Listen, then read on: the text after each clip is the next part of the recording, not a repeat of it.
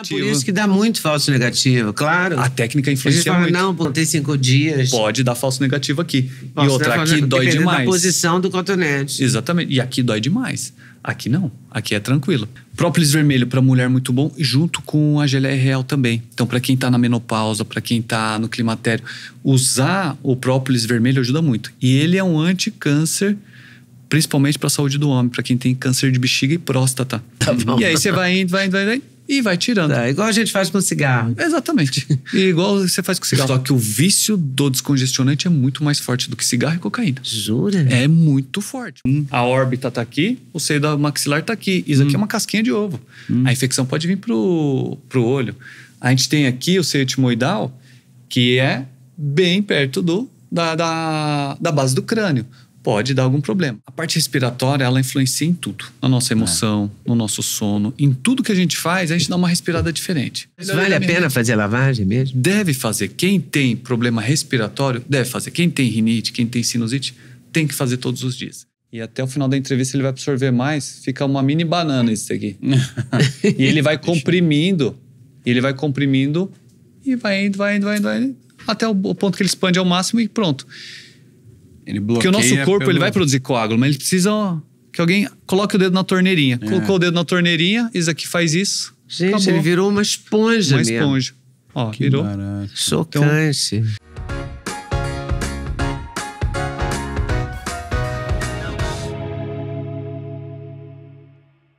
Olá, seja bem-vindo a mais uma entrevista aqui de Osnagli, um encontro de gerações. E hoje vamos ter um papo muito interessante aqui com o Dr. Mohamed Saada, que é otorrinolaringologista, cirurgião também otorrino e dono do maior canal de otorrinolaringologia do YouTube brasileiro. Caramba! É um trava-língua, né? Otorrinolaringologista. É um trava-língua.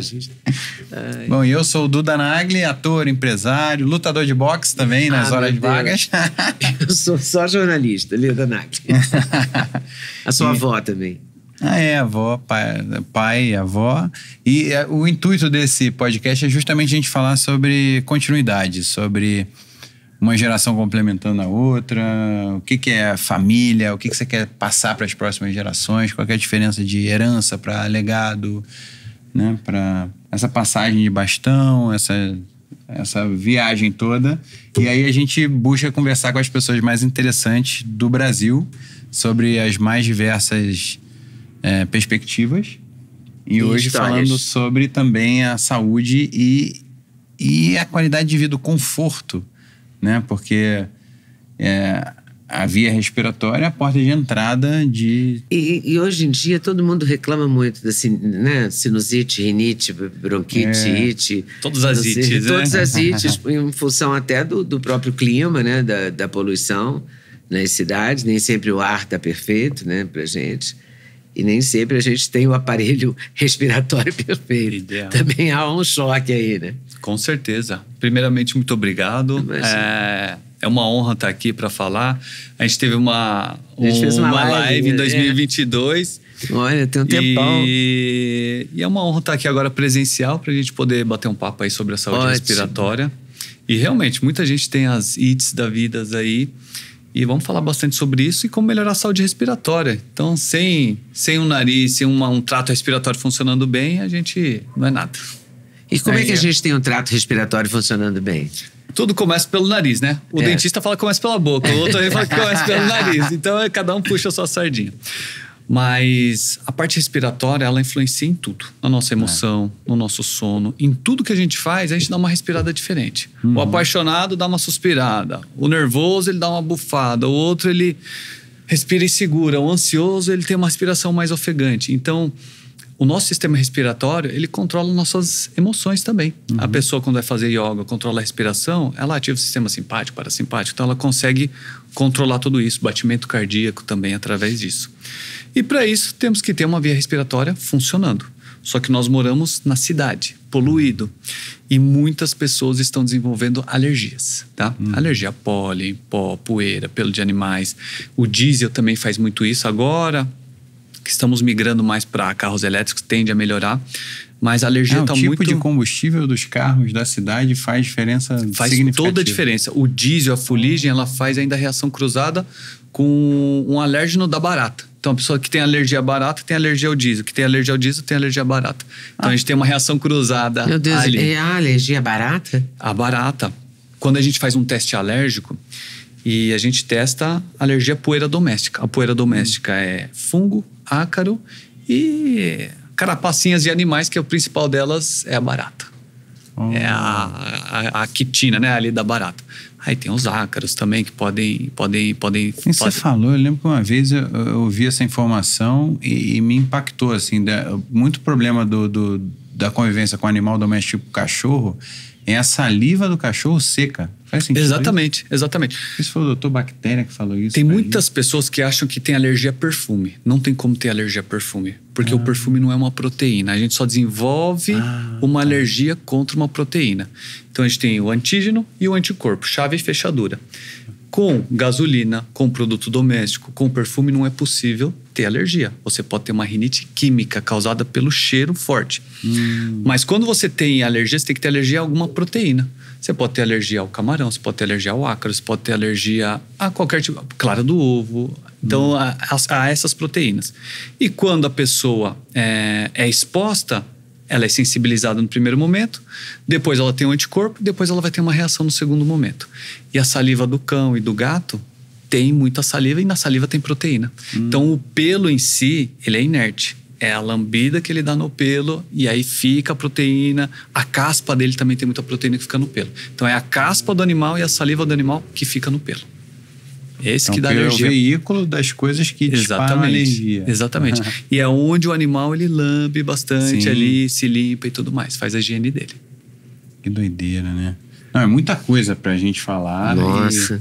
Aliás, eu conheci o teu canal a primeira vez vendo o vídeo de você ensinando a fazer a lavagem do nariz. E aí, lembra que aí eu comprei um monte daquelas garrafinhas que lavam o nariz e tal, aí... Acho que foi aí que a gente fez a ponte para fazer a live em 2022. Deve ter sido. Eu comecei ali em 2019 a ensinar. A virada de chave no canal, lógico que todo mundo entra no YouTube, que é visualização, que é isso e aquilo. Quando eu entrei querendo visualização, não tive visualização nenhuma. Eu fui para um estúdio, gravei sobre rinite, sinusite, amígdala, adenoide e tudo mais. E aquele negócio de ter visualização, de ser um canal grande. Não tive nada. Parei. Quando eu fiz um vídeo, eu pensava assim, a pessoa não vai assistir 10, 15 minutos, 20 minutos, vou fazer um vídeo de 3 minutos, eu vou fazer uma série, eu vou fazer um lançamento. Não deu nada de visualização. E os vídeos eram muito bons. O dia que eu fiz um vídeo, falei, vou orientar sobre tal assunto, que era sobre refluxo. Eu coloquei tudo, do começo ao final, eu entendi como é que funciona o YouTube. As pessoas querem um tutorial. O que eu faço para melhorar? Como que eu melhoro? O que acontece? Né? E eu entendi que tem que ter um começo, meio e fim. A pessoa tem que entender a doença, entender como é que funciona e entender como que resolve. É isso. Então, eu entendi assim, a pessoa quer entrar no vídeo, ela quer sair dali com uma informação e algo prático. E aí comecei a estudar todos os canais que eram grandes. E aí eu via que o médico começava com uma postura e terminava, depois que ele começava a fazer sucesso, estava com outra. Ou a postura mais, não todos, né? Mas alguns que eu via, falei, deixa eu ver como que ele começou. Por que ele chegou a ter sucesso? Então, no começo era uma coisa muito conversa próxima e depois começava a ficar muito autoridade. Eu falava, isso eu não quero. Então, a gente começou a fazer de uma maneira muito amigo. Tanto a posição da câmera numa posição mais próxima, como se fosse aqui uma conversa ou num consultório. Não, falar quem não quer ter um amigo médico, exatamente, né? Tá ali. E eu tô ali para ajudar. E aí a gente começou a falar sobre lavagem. A primeira vez que eu fiz a lavagem não foi nem vídeo, foi live. Então eu peguei, comprei e já comecei a fazer ali na hora junto com o pessoal ali. Estourou.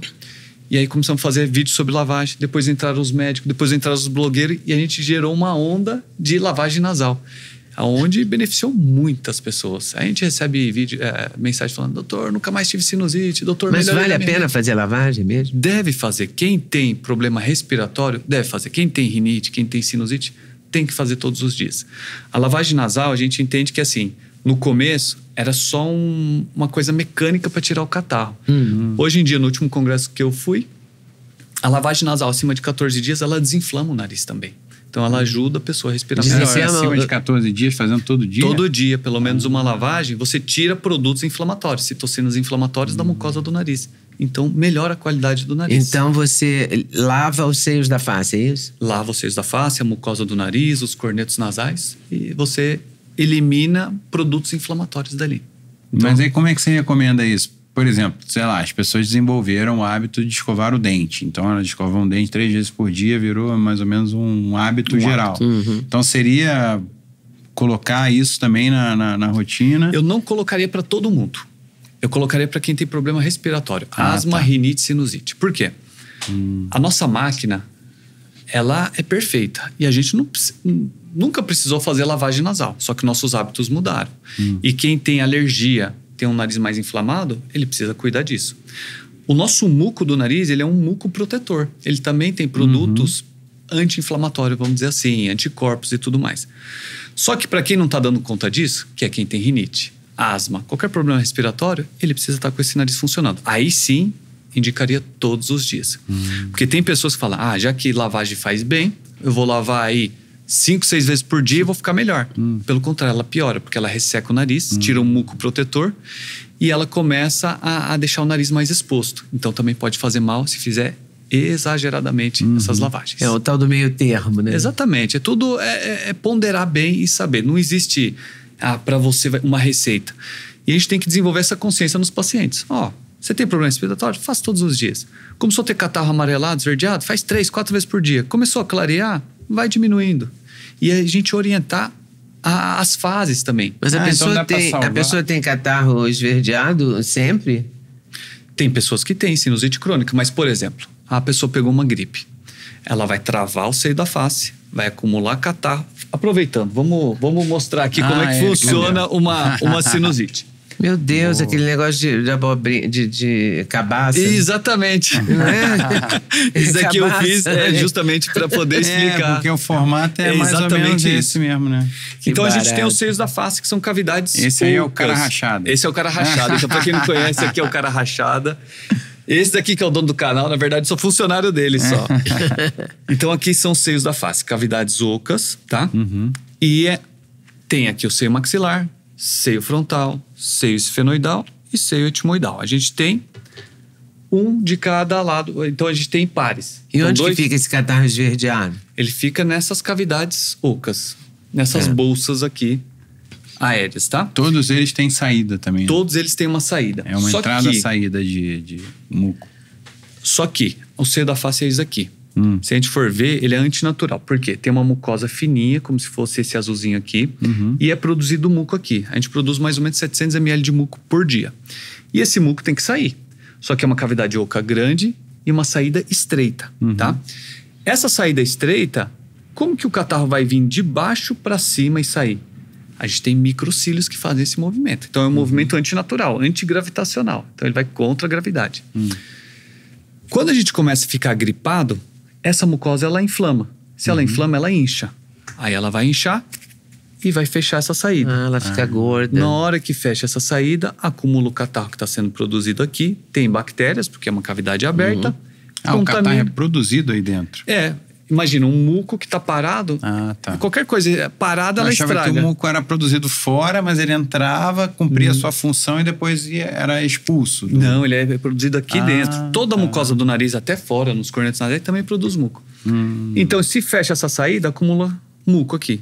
Tem muco, tem bactéria, tá quentinho, tem proteína, vai infectar. Infectou, forma o pus. Aí começa a dar dor na face. Como se fosse ali um caldeirão. Caldeirão de porcaria no meio do seu rosto, no meio do seu rosto e travado aqui. Exatamente, aí, guardado ali para explodir a qualquer momento ali, em qualquer infecção. E literalmente explodir, porque a gente tem estruturas muito nobres em volta do seio da face. A gente tem o olho, então assim, se você pegar, a órbita tá aqui, o seio da maxilar tá aqui. Isso aqui é uma casquinha de ovo. A infecção pode vir pro olho.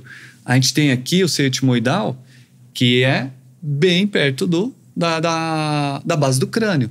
Pode dar algum problema. Lógico que o nosso corpo ele tem mecanismos de proteção. E a gente pode botar esse muco para fora. A gente pode botar esse muco para fora. Esse muco vai saindo. Agora pode inflamar de um lado só? Pode Eu tô inflamar. perguntando se causa própria, porque eu tive um resfriado, uma gripe. A gente fala gripe, né? Mas Sim. eu acho que era resfriado. Aqui, há 15 dias, e peguei da minha neta. Aí, logo depois que ela foi dormir comigo, tossiu bem na minha cara várias vezes, pronto. Aí tava dodói, né? Ela tava dodói. Aí eu fiquei com um lado só, com o muco. Quer dizer, o outro tinha também, mas o... Mais de um lado do que do Não, outro. era evidente. A cor era diferente, a espessura era horrível. Um lado, esse lado, era diferente desse.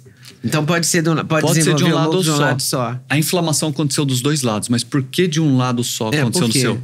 Porque você pode ter um desvio de septo que faz isso e tampa essa saída. Então qualquer coisa que altera a saída pode dar. Aqui a gente está falando de inflamação, mas juntou a inflamação e um septo que está muito próximo dessa saída, pode contaminar. Se tem um pólipo, pode contaminar. Se tem outras estruturas que estão quase tampando aqui, incha, fecha aqui, pode contaminar também. E o fato de usar muitas vezes, há muito tempo, o remédio para desentupir o nariz pode afetar também.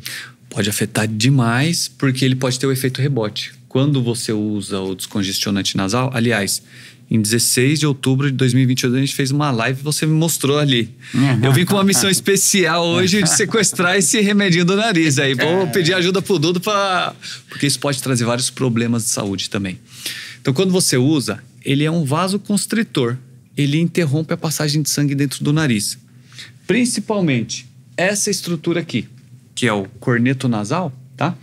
Ela passa muito sangue aqui. Quando você pinga o descongestionante, interrompe a passagem de sangue e ele murcha. Imagina uma bexiga, você murcha ela. Aí o ar passa com mais facilidade. Só que quando passa o efeito, os vasos sanguíneos voltam para nutrir com tudo, com muito mais intensidade. Ele estufa com muito mais intensidade, entope, e é a hora que você quer pingar de novo o remédio. E de novo, por isso que demora. Você usa a primeira vez, quando você tá, sei lá, você tá um tempão sem usar, você fica doente, aí você usa uma vez, aí dura, sei lá, 3 horas, 4 horas. Isso, aí depois ou 12 você vai horas, usando, às dura vezes. 2 horas, aí depois dura Cada meia vez hora, menos. aí 15 minutos, daqui a pouco você tá com o negócio no Tem bolso. paciente que usa um frasco a cada 2, 3 dias. Só que ele faz aqui, ele interrompe a passagem de sangue aqui.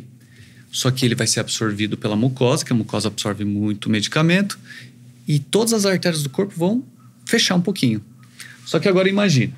Então aumenta a pressão mesmo? Aumenta a pressão, aumenta a frequência cardíaca. Só que uma pessoa que tem metade da artéria entupida por uma placa de gordura e outra metade fecha por conta do medicamento, o que acontece? Infarta.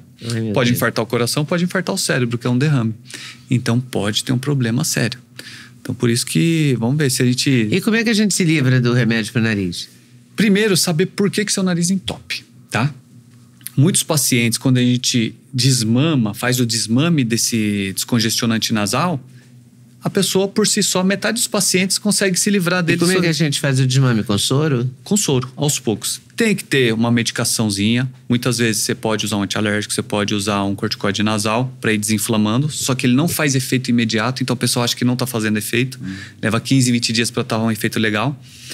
E a gente começa a... Igual remédio psiquiátrico. Exatamente. Mais ou menos. Não é rápido. Só que leva 15 dias, 20 dias. Só que o remédio psiquiátrico do otorrino, na verdade, é o descongestionante nasal, que a gente tem que desmamar ele, porque ele pode trazer riscos. Então a gente começa a diluir aos poucos. Primeiro, define quantas gotas você vai usar. Vou usar 3 gotas em cada narina. Quantas vezes por dia? 3. Ok. De manhã, tarde e à noite. Você usa ele puro por uma semana. Depois, o frasco você esvazia até a metade, enche com soro. Continua. Só que não adianta colocar 6 gotas, compensar no número de gotas ou no número de vezes. Tá bom. E aí você vai indo, e vai tirando. Tá, igual a gente faz com cigarro. Exatamente. E igual você faz com cigarro. Só que o vício disso... Abandonando e abandona. Só que o vício do descongestionante é muito mais forte do que cigarro e cocaína. Jura? É muito forte. Por quê? Qual que é a moeda mais importante pro nosso cérebro? Respiração. O ar. Oxigênio. Ele precisa de oxigênio para poder oxidar, para poder queimar a glicose, para poder sobreviver. Então, na hora que ele vê que tem oferta de oxigênio, ele vicia, ele delira. Muito mais do que outras drogas. Então, é o conforto, né, que o negócio proporciona. Que o remédio proporciona. Talvez, às vezes, você consiga compensar ali a entrada de ar, mas aí vai ser mais desconfortável. Né? Tem algumas posições também que é muito ruim. Por exemplo, ontem eu fui fazer uma ressonância, eu já fui no lugar que faz ressonância em campo aberto, porque eu já tenho problema com tubo. Aí, aquela que não é grande, ela é campo aberto. Sim. Né? Fica aberto, assim, você fica com a cara toda do lado de fora. Mas só que você fica, dura 12 minutos. Aí você fica 12 minutos, assim, deitado de barriga para cima, né? Eu estava desesperada, muito mais louca para botar um remédio no nariz. Mas quando eu levantei da maca, desentupiu automaticamente, quer dizer, eu não fiquei entupida. Eu estava na maca o tempo todo pensando nisso. Meu Deus, eu não vou aguentar isso, porque está entupido. Está entupido meu nariz, eu não estou respirando. Quando eu levantei, acabou. Desentupiu na hora. Isso é efeito direto do sangue que vem para essa região. Se você está em pé, por efeito da gravidade, o sangue desce, essa estrutura murcha, você respira. Você deitou, você fica no nível do seu corpo. Vem mais sangue, ele estufa e entope. Você deita de um lado, a narina que está para baixo, ela entope e essa desentope. Você vira pra cá, essa entope e essa desentope. Você até sente como se fosse um pêndulo dentro do nariz. Mas aí vale até a pessoa que tá com esse problema botar mais travesseiro na hora de dormir, ficar com a cabeça mais alta? Não, porque aí você... Faz diferença. E as pessoas começam a levantar o travesseiro inconscientemente, só que começam a ter problema na cervical. Não, você tem que eu já fiz isso. Eu já fiquei com problema na cervical. Agora eu não levanto o travesseiro. Então é uma maneira... Mas agora tem a coisa que tá na moda, que é você dormir do lado esquerdo. Em cima do lado esquerdo, que dizem que é melhor. Por conta do refluxo, por conta do refluxo, pela posição do estômago é verdade? E tudo mais. Eu tenho outra teoria. As pessoas, quando eu examino um paciente, eu vejo que ele tem um desvio. Fala, você deita pro lado direito? Deito. E você deita pro lado esquerdo? Eu deito. A gente adivinha o lado que a pessoa deita por conta do desvio. Pelo desvio. Por quê? O desvio é uma parede que divide uma narina da outra. Se ele está desviado para cá, aqui passa menos ar. Automaticamente, ele vai querer jogar todo o entupimento para cá, para deitar. Então, ele deita para cá. O sangue desce aqui, termina de entupir aqui funciona. Agora, se ele deita para cá, aqui entope por conta do sangue que vem, aqui entope por conta do desvio, ele não consegue. Ele fala, eu sinto mais confortável do lado direito. Eu falei, não é você, é seu nariz que está mandando. Eu sinto mais confortável do lado. Então, geralmente, a gente deita do lado do desvio. Na maioria das vezes é assim. Faz sentido. Faz sentido também a gente dar um suplemento para ele, que é o nosso presente do nosso patrocinador, que é a Doctors First, que é uma empresa de suplementos lá de Santa Catarina. Suplementos da melhor qualidade, com excelente custo-benefício. São suplementos que a gente usa, creatina, magnésio... coenzima Q10. Coenzima Q10, que é importantíssimo. Excelente. A gente usa muito e quem tem na parte otorrinolaringológica, a gente usa muito esses tipos de suplemento e ajuda demais. Coenzima Q10 para quem tem ronquiapneia, porque ele tem uma alteração no metabolismo, então no metabolismo de energia, magnésio, então a gente tem várias. E a Dr. First aí a gente já conhece de longa data, é uma excelente suplemento. Que bom. Legal, então fica a dica para você também que não conhecer através do link aqui no QR Code na tela ou no link da descrição. E lembrando também o cupom LEDA5 para dar mais 5% de desconto, além das promoções que estiverem rolando no site oficial da Você pode escolher o Duda ou a Leda. Que eles sempre fazem promoção, então você aproveita a promoção, ainda acumula mais 5% com o nosso cupom. E já aproveita. E você que já conhece aproveita também, a qualidade do produto também. Mas voltando ao desmame, eu vou desmamar. Eu já desmamei tanta coisa esse ano que eu vou desmamar também esse negócio. Vamos lá, vamos desmamar, porque isso aí faz toda a diferença na saúde. Com certeza. Isso é uma coisa interessante que aconteceu comigo durante o processo de treinamento de boxe. E aí eu vou aproveitar e vou tirar várias dúvidas com você, porque foram acontecendo coisas novas, né? Então, a partir do momento que os sparrings começaram, os treinos de luta começaram a ficar mais intensos, eu já fiquei com um edema dentro do nariz, fiquei como se fosse uma bolha, ou bolha do pé, quando você anda muito com um tênis novo, sapato novo, ou aquele de orelha, de lutador de jiu-jitsu, que fica com a orelha estourada. Sim. Aí aconteceu isso, só que no meio do meu nariz, nunca tinha acontecido antes. E eu tomei uns socos e provavelmente, na maioria das vezes, deve sair, o sangue deve abrir algum corte ali dentro e sair o sangue, mas nesse caso não, ficou uma bolha. E aí eu sentia que era como se eu tivesse com uma super sinusite turbinada. Aí eu perguntei para os meus treinadores, falei, cara, dá para fazer pulsão do nariz igual o pessoal faz pulsão da orelha? Aí não, aqui no Brasil nunca ouvi falar. Aí eu perguntei pro ChatGPT, ele falou, claro, é uma pulsão de nariz. Aí eu mandei mensagem pro Salomão Caruí e fui lá, ele num domingo me recebeu, enfiou uma seringa ali, uma agulha e puxou mais 5 ml da primeira vez, da outra vez 3 ml também. E aí eu vivi essa situação e eu comecei a usar também o remédio, esse Sorine, esse Nel, não sei das quantas. Nelsor. também por causa do treinamento. E depois que eu quebrei o nariz, Na luta. Aliás, você tava lá no dia e todo equipado. Tava E lá. ele foi muito, muito atencioso, porque ele levou, só soube hoje, antes da entrevista começar. Eu não sabia disso antes. Ele levou... Um tampão nasal. Equipamentos. Levou equipamentos, vamos chamar assim, para salvar o Duda caso o Duda tivesse problema. Olha que legal. Vamos falar das duas coisas. Vamos. Primeiro, o que você teve foi um hematoma septal e deve ser puncionado. E deve ser puncionado, senão você pode ter uma alteração na cartilagem do nariz. Então vamos imaginar, uma parede que divide uma narina da outra. Isso daqui é o septo, ele vai daqui até o fundo do nariz. E já era torto, então já faz assim, já fez assim, faz uma imaculada. Um pouquinho pra cá. Então tem o septo. Vamos supor que a metade dele é cartilagem e a outra metade é óssea, mas é um osso bem fininho, tá? Para recobrir essa cartilagem e osso, tem uma mucosa desse lado e uma mucosa desse lado. Então é um sanduíche. Imagina que é o pão e a carne. A carne é o septo e o pão é a mucosa. Quando você tomou uma pancada, essa mucosa e essa mucosa, eles podem ter sangrado. Ou o próprio septo pode ter sangrado. Na hora que sangra, começa a acumular sangue aqui dentro. Só que... Então a agonia que eu botava o dedo até por fora, aí eu sentia, eu apertava, ele ia mais para um lado. A gente chama isso de flutuação. E mole, sabe? Uma bolha mesmo. Uma bolha. E aí fica isso daqui assim. Só que esse sangue acumulado, se ficar muito tempo acumulado, ele pode alterar a cartilagem. Ele pode corroer essa cartilagem. E aí você pode ter o nariz de boxeador que fica selado também. É por isso pode que selar por o nariz mole e até sem essa estrutura assim. Exatamente. Né? Ela pode selar e cair. Pode ser por pancada, mas pode ser também pelo hematoma septal. Então foi muito bem, ainda bem que perguntou pro ChatGPT que salvou.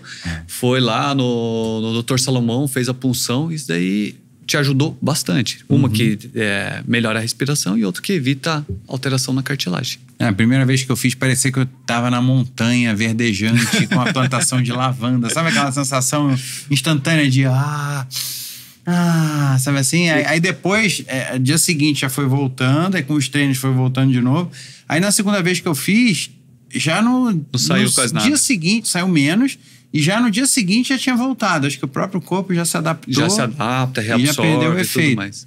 E aí, vale a pena também furar, de repente? Furar é mais prático, em vez de Mas puxar. ele não vem, porque tem Não coágulo. sai? Às vezes vem o sangue, às vezes tem coágulo. Então você tem que ir com uma agulha um pouquinho mais grossa, fura, e não é dói. Não doía. Até porque o procedimento em si era com uma xilocaína. Você põe um anestésico local, não dói. Porque a mucosa ela tá bem gordinha. Na hora que você coloca e tira essa pressão, até alivia. Porque fica com uma pressão. Mais confortável. E a questão... naturalmente, quando toma soco, normalmente sangra, né? Então, nesse caso, acho que o sangue... Ele ficou preso dentro dessa bolsa. Mas sangrou depois, no dia da luta. No dia da luta é marretada aqui. No dia da luta ele sangrou muito. Eu soube, eu só não vi a luta. Assim que o Popó quebrou o nariz e ele mesmo botou no lugar e deu tudo certo. Né? Mas eu acho que o seu nariz está inchado. Não, aqui. ele tá meio torto ainda. Não, ele tá inchado porque quebrou, né? Mas outra coisa que eu aprendi que eu não conhecia é que quando eu fiz a tomografia depois da luta, eu vi que é como se fosse um biquinho de passarinho, né? Isso. Que é esse osso de cima, né? Até aqui o osso, depois a cartilagem. Aí, o biquinho que você vê até uma pontinha, mas ficou no mesmo lugar. É pra deixar mais móvel. Tá.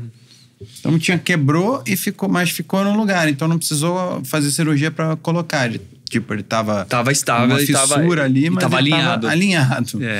Aí não precisou. Quando você sangrou para dentro do septo, então a mucosa ali dentro. Quando sangra, que você tem hemorragia, são essas artérias aqui, que tá no nariz. Qualquer estrutura daqui é uma cavidade aberta, ela sangra e vai sair pela frente e acaba você visualizando o sangue.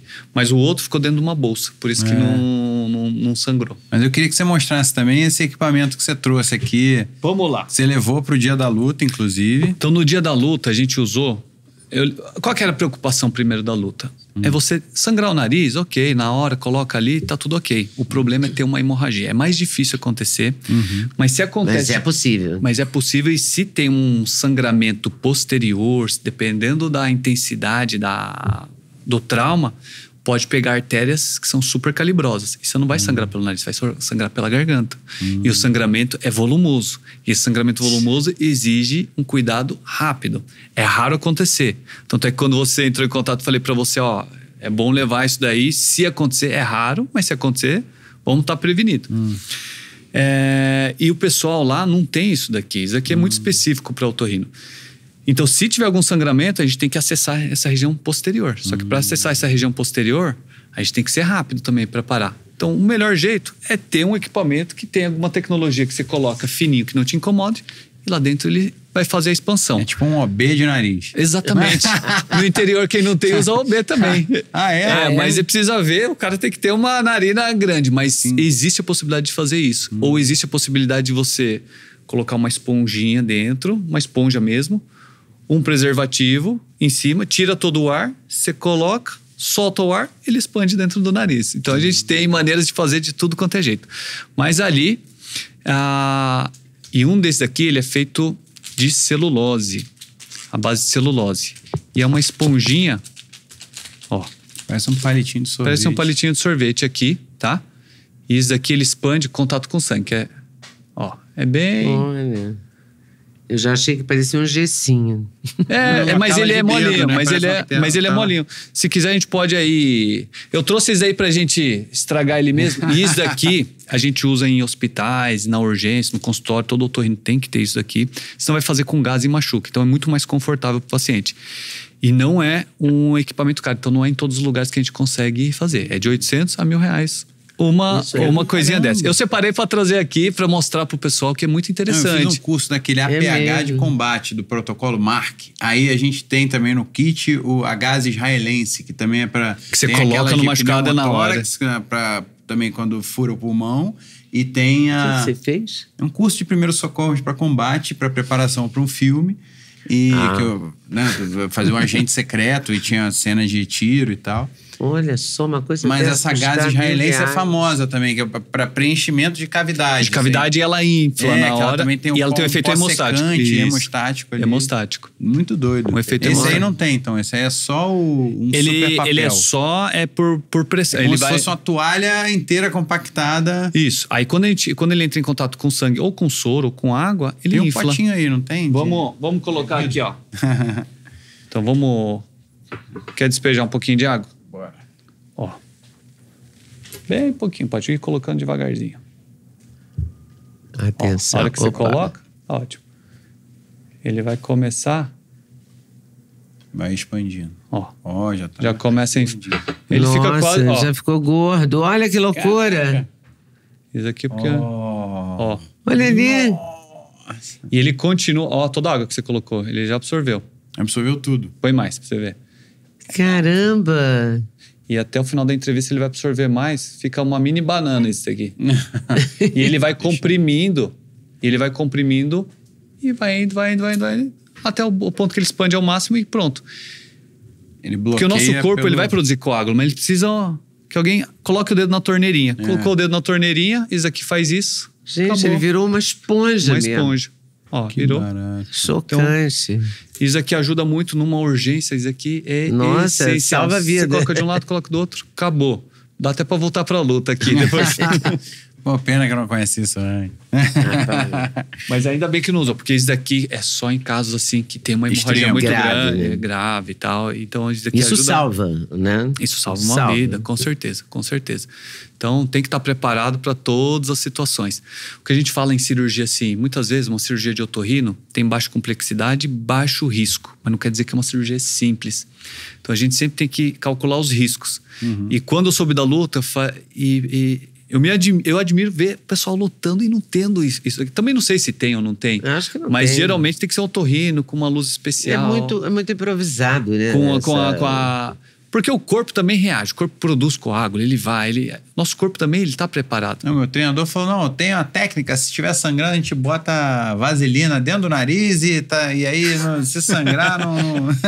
Ele tinha uma gambiarra. A vaselina, ela gambiarra, isso. Mas que a vaselina o lutador já passa no rosto todo para evitar corte. Porque aí a luva que é de couro bate e desliza. Aí tende a cortar menos o rosto. A maioria dos sangramentos são anteriores. Ele coloca ali o dedo e vai. Mas para chegar lá no fundo, é isso nessa aqui. artéria ali que você isso fala. É bem mais. Aqui não vai, não chega. Não tem acesso. Mas é raro acontecer. A gente foi lá prevenido. Se tivesse alguma coisa... você tenha prevenido. Obrigada. Agora me diz uma coisa. Esse desvio de septo é muito comum? todo mundo tem. É raro a pessoa que não tem. Ninguém nasce no prumo, ali com o septo certinho, feito por um pedreiro. Ninguém nasce no prumo, é maravilhoso. Então a gente tem uma mandíbula maior que a outra, porque a gente fica mais de um lado do que do outro. A gente tem um olho diferente. Inclusive, teve uma vez fizeram uma pesquisa, as pessoas mais bonitas do mundo são as mais assimétricas. Quando a pessoa, eles espelharam o Brad Pitt, a Angelina Jolie, quando espelha, fica uma pessoa extremamente feia, quando fica exatamente simétrica. Então a gente é assimétrico. Duas pessoas diferentes, né? Fica completamente. Uma metade duplicada e a outra metade duplicada são dois Brad Pitt, exatamente, né? Exatamente. Dois primos do Brad Pitt, cada um. E são os primos feios aí. Então nós somos assimétricos. Então todo mundo tem desvio. O otorrino, na hora que vai avaliar um paciente, essa avaliação é extremamente importante. Não adianta a gente avaliar exame. Porque o exame vai vir que quase todo mundo tem sinusite, espessamento mucoso, cisto no seio da face, desvio de septo. São estruturas que... Aí o paciente olha o laudo e fala, meu Deus, eu vou ter que operar. Vai lá você vai no... Dr. Google. Dr. Google, vai lá ver. Eu preciso operar sinusite. Isso. Quando o paciente chega, doutor, tenho tudo isso e tal, o que vamos fazer? Vamos operar tal, vim aqui para operar com você. Eu falei, calma, você respira? Respira. Você tem secreção? Não. Deixa eu ver suas imagens, não quero ver o laudo. Você olha as imagens, você não tem nada, você está dentro da normalidade. Se todo mundo for fazer a tomografia, 30% vai vir com cisto dentro tomografia do seio da face. Do seio da face. Vai vir com cisto dentro do seio da face, vai vir... Então a gente não opera exame, a gente opera paciente. E já chegou paciente com baita desvio e o paciente não tinha queixa nenhuma. Por acaso ele fez uma tomografia de crânio, apareceu o desvio, encaminharam para o otorrino, indicaram a cirurgia, ele foi para uma segunda opinião. Falei, você respira? Respiro. Mas doutor, tem esse baita desvio. Falei, ok. Ele já veio convencido que precisava operar. Eu falei, e a gente vai operar para quê? Para corrigir o desvio. Para quê? Para respirar melhor. Você respira bem? Respira. Tem dificuldade? Não. Então eu falei, vai embora. Não tem por que eu te operar. Colocar um paciente numa mesa cirúrgica exige muita responsabilidade. E temos que saber a hora certa, o momento certo e o paciente certo. E tem paciente que não tem desvio nenhum e precisa operar. Mas não por conta do desvio, porque a maioria dos entupimentos é o corneto. No seu caso, você usa o descongestionante para corrigir o desvio? Não, para diminuir o corneto. Então, a maioria dos entupimentos não é pelo desvio, é pelo corneto.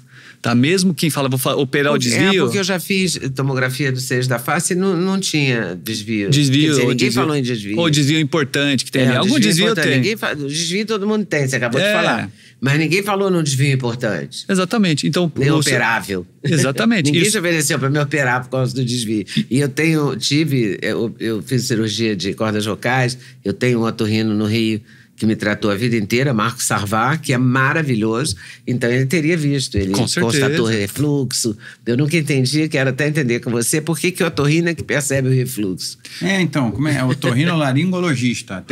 Até onde vai a jurisdição do otorrino? Hoje, se você colocar, tinha que aumentar esse nome aí, até neuro, base de crânio. A gente está indo além, muito além. A parte estética, também facial. Então, o refluxo em si tem relação com muitas causas. Então a gente tem o quê? Tem um tubo que vai até o estômago e é onde o alimento desce. Tem uma válvula no estômago aqui.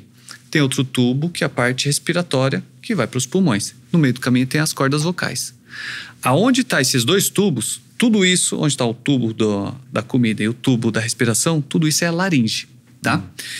Essa laringe, muitas vezes, está inflamada, a gente chama de refluxo laringofaríngeo. Mas como que a gente vê o refluxo? Na verdade, a gente não vê o refluxo, a gente vê... Vê naquele tubinho que enfia no nariz, não? A naso, mas a gente não vê o refluxo, a gente vê o que o refluxo causou. Tá. Então a gente chega ali, a gente vê... tá inchado, perto da região interaritenoide, que é perto das cordas vocais. Isso aqui é sugestivo de refluxo. Endoscopia, quando a pessoa faz endoscopia, ela não vê refluxo também. Ela vai ver um sinal indireto de refluxo. Por exemplo, se o ácido fica ali no esôfago indo, ele vai criar uma lesão. Essa lesão, quando faz endoscopia, fala, tem uma lesão sugestiva de refluxo. Mas não vê o refluxo. Só que se o paciente faz uma endoscopia e está normal, o esôfago, descarta um refluxo? Não descarta. Porque às vezes está bem protegido esse esôfago. Porque tem um muco que protege também. Exatamente. Né? Então a pessoa pode ter pouco muco e aí fica machucado. Machucado. E se ela tem muito muco, ela tem um refluxo, não causa nada no esôfago, só que chega lá na laringe, a laringe é totalmente despreparada. Aí pega um pouquinho de ácido, sai desse tubo e vem para esse tubo aqui. Aqui essa região fica inchado. Então essa é a região da laringe que fica inchada. Quando a gente faz a naso, a gente vê isso aqui inchado parecendo uma geleinha. Então a gente põe sinal de refluxo laringofaríngeo, que veio lá de baixo e pegou aqui. Só que muitas coisas podem levar ao refluxo. Aí o paciente muitas vezes usa omeprazol, esses prazol da vida, melhora a alimentação, não come antes de deitar e continua com refluxo. Aí você vai ter que pesquisar algumas outras coisas. Mas você pode também não ter o refluxo em si. Quer dizer, ter o refluxo, mas não sentir aquela nada. acidez. Mas quando chega pro otorrino, a pessoa não chega com queimação. Ela vem, doutor, tô rouco. Doutor, eu tô sentindo um bolo na garganta. Por que ele sente um bolo na garganta? Porque aqui tá inchado. Doutor, tem um pigarro que não sai. Fica... e aí põe uma saliva grossa ali. Aí você vai ver refluxo. Não, doutor, todo mundo achando que é tumor, que é algo do tipo. A pessoa chega desesperada. Então a gente vai lá, avalia isso. Principal, para quem tem refluxo, não comer e nem beber 2 horas antes de deitar. Porque muitas vezes a pessoa come, para quem tem refluxo, né? Para quem não tem, ok. A pessoa toma água e deita. A válvula do estômago relaxa um pouquinho, você deita, o ácido junto com a água vai e volta e pode dar, mesmo você não sentindo nada. E evitar... Então não deve tomar água antes de dormir, para quem tem refluxo. Para quem tem refluxo. Para quem não tem problema. Ou alimentos que vão relaxar essa válvula do estômago. Café, chocolate, fritura, gordura, açúcar, chamate, preto e verde. Álcool também. O álcool. Só que o álcool tem um duplo problema. Então, relaxa isso daqui, você deita, ele vai e volta. Só que aí vamos para o paciente que tem ronco e apneia. Por quê? O ronco, o normal é a gente respirar com o ar passando e indo para os pulmões, tudo ok. Só que quando a pessoa tem uma dificuldade na passagem do ar, ela vai fazer uma sucção do ar, o ar não vem. Trava. Ela faz uma força maior, o ar passa vibrando, as estruturas vai fazer o barulho de ronco. Então, quando a gente faz esse barulho, a gente está forçando a garganta. E quando tem a apneia, a pessoa trava, ela continua sugando o ar, só que o ar não vem. Só que tem 2 tubos. Se ele está sugando e não está vindo ar, ele está sugando e está vindo, pode vir um ácido do estômago para a garganta. E aí pode ter um problema muito mais sério, que é o laringoespasmo. Vem grande quantidade de ácido aqui, a laringe pega e trava. Aí a pessoa tem um laringoespasmo. Muita gente que vai assistir essa live vai se identificar. E a pessoa tem uma sensação de morte iminente, porque isso daqui só vai abrir na hora que passar esse ácido. Então a pessoa fica desesperada, a pessoa entra em pânico, a pessoa vai procurar um médico achando que está morrendo, faz exame, está tudo normal. Quantos segundos demora? Pode demorar 10, meio 15... afogada, assim? Não, a pessoa acorda travada. E aí quando ela vai respirar, ela vai forçar, ela faz isso. Só que quando ela faz, ela puxa um pouco mais de ácido para dentro e aí começa a travar mais. Então para quem tem isso, fica tranquilo, não respira porque não vai respirar. Engole 1, 2 vezes, vai limpar aqui e respira bem devagar e tosse. Respira bem devagar pro ácido não descer e tosse. E aí você volta a respirar aos poucos. Caramba. A pessoa, toda Mas pessoa... é bem comum? É comum isso? Não é tão comum, mas com quem acontece, a pessoa entra em pânico. A pessoa não quer mais dormir, a pessoa só vai ficar sentada, a pessoa começa a ter... Porque começa a despedir da esposa do lado, ela acha que vai morrer. 10, 15 segundos que você tipo fala... uma síndrome do pânico, só que de hardware, não de software. Exatamente. Né? E trava completamente. Então você vê, pânico fisiológico. O ronco pode levar ao refluxo. Então, a medicina é integrada. Por isso que a medicina é integrativa. Se for tratar só refluxo, você não trata nada. Se for tratar só ronco, não trata nada. A gente tem que entender o ser humano como um todo. E a medicina integrativa hoje é uma especialidade, mas devia ser uma obrigação, porque a gente tem que ser tratado de uma forma integral. Então, o famoso médico de família é um médico integrativo. Você, então, é um médico integrativo? Eu sou um médico integrativo, não fiz nenhum curso, mas assim, a gente tem que abordar todo o paciente. Mas o próprio conhecimento te leva a integrativo. Te leva a isso. É que hoje em dia tem especialidade para formar um médico como integrativo. O médico tem que ser integrativo. Ele é obrigado a ser. Você tem que entender da emoção do paciente. Você tem que entender se aquele problema é mais psicológico ou mais orgânico. Tem que entender se o orgânico leva ao problema psicológico. Vamos supor, teve um refluxo. Teve pânico. Ele não tem síndrome do pânico. Ele ficou em pânico por causa de um problema. Ou às vezes ele tem um pânico, começa a ter falta de ar. É o pânico que está levando ele à falta de ar. Saber ter essa sensibilidade na hora da... E saber o que eu vou melhorar na vida desse paciente, o que eu não vou. Sempre analisar riscos também. Então a gente tem que tratar o ser humano como um todo. Eu não durmo bem. Não dorme bem, mas como que é seu dia a dia? Como que tá a sua alimentação? Como que inicia seu dia? Como é que termina seu dia? Como é que tá a sua vida? Como é que tá seus filhos, sua esposa? Tem algum problema na família? tudo isso tem que ser avaliado para a gente avaliar o paciente. Ele vem com a queixa na pontinha do iceberg. Aí a gente vai destrinchar tudo isso para entender. Como é que é a relação sua com outros médicos de outras especialidades que são mais comumente relacionáveis, assim? Sei lá, quais são as outras... alguém de um gastro, algum... Quais são as áreas mais comuns de você ter que dialogar assim com outros profissionais? Na verdade, a gente está no meio de todas as especialidades praticamente. A gente está no meio da passagem de várias coisas. Então, neurologista a gente conversa, problemas otológicos pode levar a problema neurológico. O pneumo também, porque quem tem rinite, quem tem sinusite geralmente tem problema pulmonar. Com gastro, porque quem tem problema de ronco, apneia também pode ter refluxo laringofaringe, então a gente conversa com gastro. A gente conversa com todas as especialidades. Um paciente que é respirador bucal, uma criança, tem adenoide, amígdala aumentada. Ela pode virar um síndrome do respirador bucal, que ela começa a respirar tanto pela boca, que a boca se torna um órgão de respiração e o nariz não. Então ela começa a projetar a cabeça para frente, abrir a boca, altera tudo isso, a gente vai conversar com o buco. Começa a alterar a coluna, pisada, a gente conversa com o ortopedista. Então a gente conversa com todo mundo praticamente. A parte respiratória, ela acaba atingindo todas as especialidades. E esse respirar pela boca? Porque antigamente a gente operava amígdala e adenoide, né? Quando eu era pequena, eu operei amígdala. Era sempre assim, era junto, praticamente. Eu não sei se era porque era no interior, mas acho que não. Acho que porque era a medicina daquele momento, né? O que acontece antigamente era assim, ia operar... Todo mundo operava às vezes tinha amígdala e uma adenoide. criança que tinha muita infecção e tinha adenoide aumentada, aí aquela criança e todos os irmãos. Ia 5, 6 irmãos lá, opera todo mundo e vão voltar para... Era assim. Resolveu o problema. Resolveu o problema. Por quê? Não tinha tanto antibiótico. Qualquer problema que ia dar, a pessoa tinha que se deslocar muito. Então, vamos já arrancar algum problema e vamos nessa. Hoje em dia não se faz mais isso. A amígdala tem a importância dela imunológica. Então, a amígdala são 2 glândulas que estão na lateral da garganta. E a adenoide é uma estrutura que está no fundo do nariz. Então, quando a gente respira, só para contextualizar, quando a gente respira, o ar passa pelo corneto, ele umidifica, filtra, aquece o ar. Todo o ar vai bater no fundo do nariz e descer. Deus colocou uma estruturinha para defender a gente, que é a adenoide, que fica aqui no fundo. Ou seja, todo vírus e bactéria que vai pegar aqui, a adenoide capta e pode produzir anticorpos. Inclusive o teste do Covid... Fosse um laboratório de pegar a amostra do que está entrando e já vai produzindo anticorpos. E já vai produzindo, é o primeiro contato ali. Tá. Tanto é que o teste do Covid, a gente vê todo mundo fazendo assim. Na verdade é assim, para vir na adenoide, na região da adenoide para fazer.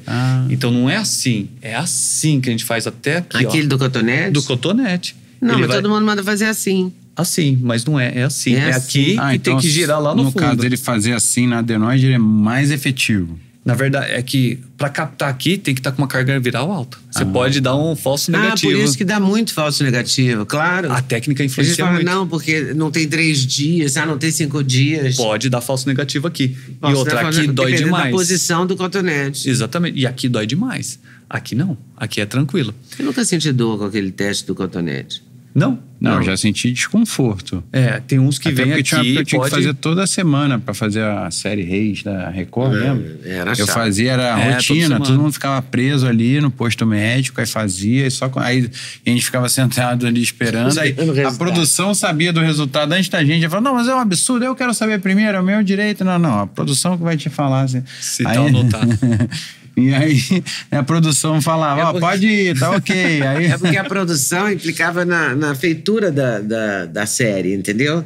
Então a produção tinha que saber antes, porque ela ia decidir. Né? Ela ia decidir, não vamos gravar cenas hoje ou vamos gravar cenas hoje.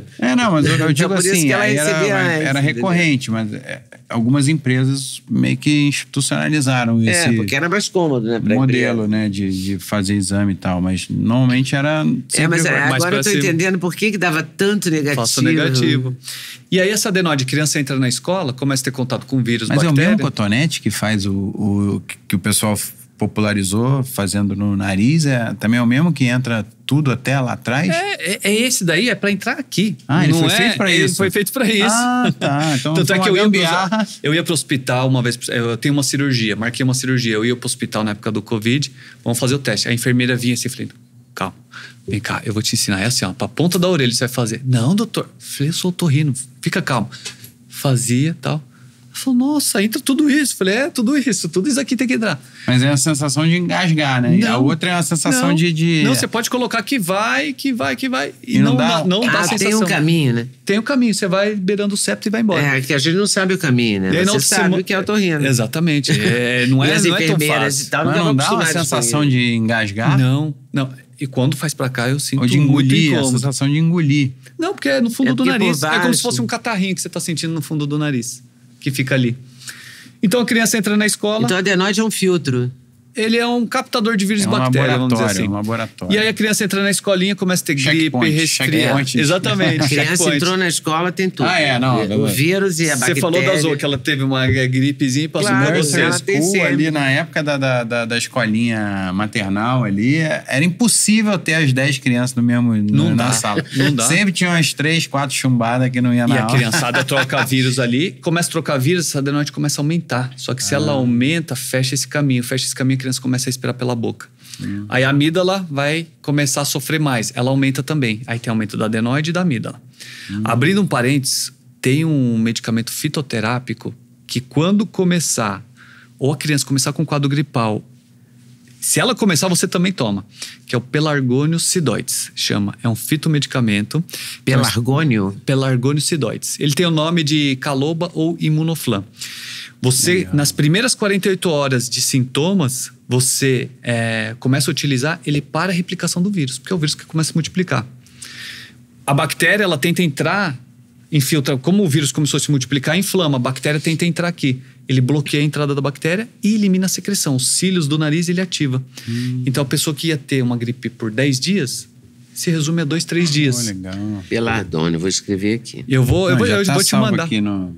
Tá também, salvo? tá E eu vou te mandar, e vou Pelardo. mandar até a dosagem como que Vou usa. te mandar o link da entrevista do Osnagli Encontro de Gerações do Dr. Mohamed Saad pra você.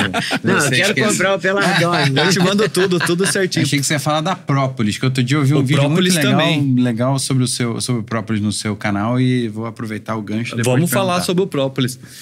E aí se a pessoa usa esse Pelargônio sidoides nas primeiras 48 horas, o vírus para de se multiplicar, as bactérias não aderem à célula saudável. Então você reduz a chance de usar antibiótico é muito pouco. Opa. Você consegue reduzir. Então uma criança começou com quadro nas primeiras 48 horas. Se passar disso já não tem tanto efeito. Tá. Toma. E quem está ao redor tem mais suscetibilidade, Também. toma. Corta. E se puder associar uma lavagem nasal nesse momento, Perfeito. também perfeito. Aí você consegue se livrar bem disso. Legal. Que eu lembro da Muito bom. equinácea purpúrea, que também era muito indicado para também aumentar a imunidade das vias respiratórias. Depois Também ajuda, também. Tem vários. Mas o Pelargônio sidoides é para uma fase aguda. Tem muita gente que assim, vou usar 30 dias. Não funciona. Ele vai funcionar no momento da infecção. quando você está As começando... primeiras 48 Começando. horas. A única exceção, quando a criança entra na primeira semana de escolinha, eu gosto de dar. E quando a pessoa vai fazer uma viagem, principalmente internacional. Chegou no aeroporto, tem vírus do mundo inteiro. Você vai ter o quadro gripal, não tem jeito. Se não vai pegar na ida, na volta vai pegar. Então vai fazer uma viagem... Toda vez que a gente viaja, a gente pega Pega. na ida e na volta. Então você tem vírus, você tem um avião muito gelado, muito seco. É tudo Fica um para ter ambiente um quadro. desagradável. O aeroporto é tenso, né? Não, e gente do mundo inteiro ali passando vírus. Então a pessoa começa no primeiro dia da viagem e vai até voltar usando o calobo, o Pelargônio sidoides. Mas é como? A cápsula, uma tintura? Ele tem gotas, tá? Ah. Tem o extrato, é um extrato padronizado. Tem que ser o extrato padronizado. Se não for extrato, os estudos científicos, eles mostram que o extrato padronizado que funciona. Tanto é que é o fitomedicamento mais estudado do mundo. Todo que pronto-socorro, legal. em vez de passar corticóide, antibiótico, descongestionante, devia passar o caloba. Isso daí ia ser uma... Depois eu lembrei de outro, gotas Binelli, antitussígeno, Não, mas que é óleo de gotas Binelli- rícino, sei lá. E adianta para não tossir? Eu não costumo usar na minha... Gotas Binelli, a gente Eu já não viu tenho bastante. muito para trabalhar. Eu tenho muito na minha mala de viagem para emergência. Não, mas quando você trabalha com a voz, por exemplo, eu usava para isso. Ajuda. Gripada, vou tossir, vou fazer um programa de 2 horas de duração, não posso tossir. Sim. Aí o que eu faço? Gotas Binelli. Gotas Binelli, ajuda. Mas a Adianta gotas pra Binelli tossir? adianta, você não tosse. Mas o é para nome do tosse, remédio não é para antitussígeno. tosse seca. Não é para Não tosse é pra com quadro secreção, viral, nada disso. Mas eu usava de qualquer jeito, porque era o jeito de parar de tossir e poder trabalhar, entendeu? Exatamente. E ajuda É aí. o Imosec da tosse. E hoje em dia, tem estudos mostrando que o melhor antitussígeno é mel. O mel ele tem várias propriedades. Aí tem esse xarope de mel com malva. Não, mel mesmo. Mel puro. Mel puro. É puro mesmo. Você tem que ter tem uns xaropes de mel, né? Que tem mel também, que tem. Não, mas tem mel de qualidade, romã. mel orgânico, mel não sei o quê. Todo mel é bom. Tem o mel de silvestre, tem o bracatinga, que é excelente, tem o aroeira, que pode combater até úlcera gástrica, para quem tem refluxo, é excelente. Para desbiose intestinal, mel de aroeira também. Inclusive, eu trouxe um presente para vocês, que é mel de todo Brasil. Aqui, ó. Tem uma amostrinha de todos os lugares do Brasil. Aí tem o bracatinga, aroeira. Kit degustação florada e sabores do Brasil. Que barato. E esse aqui tem... Aroeira do Sudeste, aroeira silvestre, tem todos aqui. laranjeira. Porque tem o jeito... Norte e Centro-Oeste. O jeito europeu de classificar mel, que são as abelhas africanas e as baseadas nas flores, né? Olha flor de laranjeira, barato. flor de não sei o quê. E tem o outro... Eu fiz uma vez uma degustação dos meles do Brasil lá Boa, na BI. meles,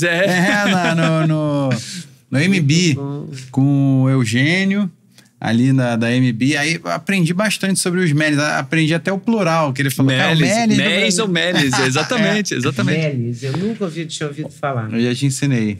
Isso daqui é pra... Mas eu não tinha ouvido falar até então. E eu também aprendi que era Aprópolis. Com o pessoal da Apis Vida, que a gente chegou a fazer uma ação com eles também, que eles criaram a Aprópolis com nanotecnologia, junto em parceria com a USP, então até 3 vezes mais potente, porque eles isolam nanopartículas em gotículas de óleo. Essa super própolis dele, o verde e o vermelho. E o vermelho. Mas eu vi um vídeo recente no seu canal muito legal que você faz um apanhado geral ali, de né? tudo sobre a apiterapia. É a terapia mais antiga. Ela está descrita nos livros sagrados, no Corão, na Bíblia. Para você ter uma ideia, se a pessoa tá com queimadura, fizeram um estudo, queimadura de 2º grau, tá?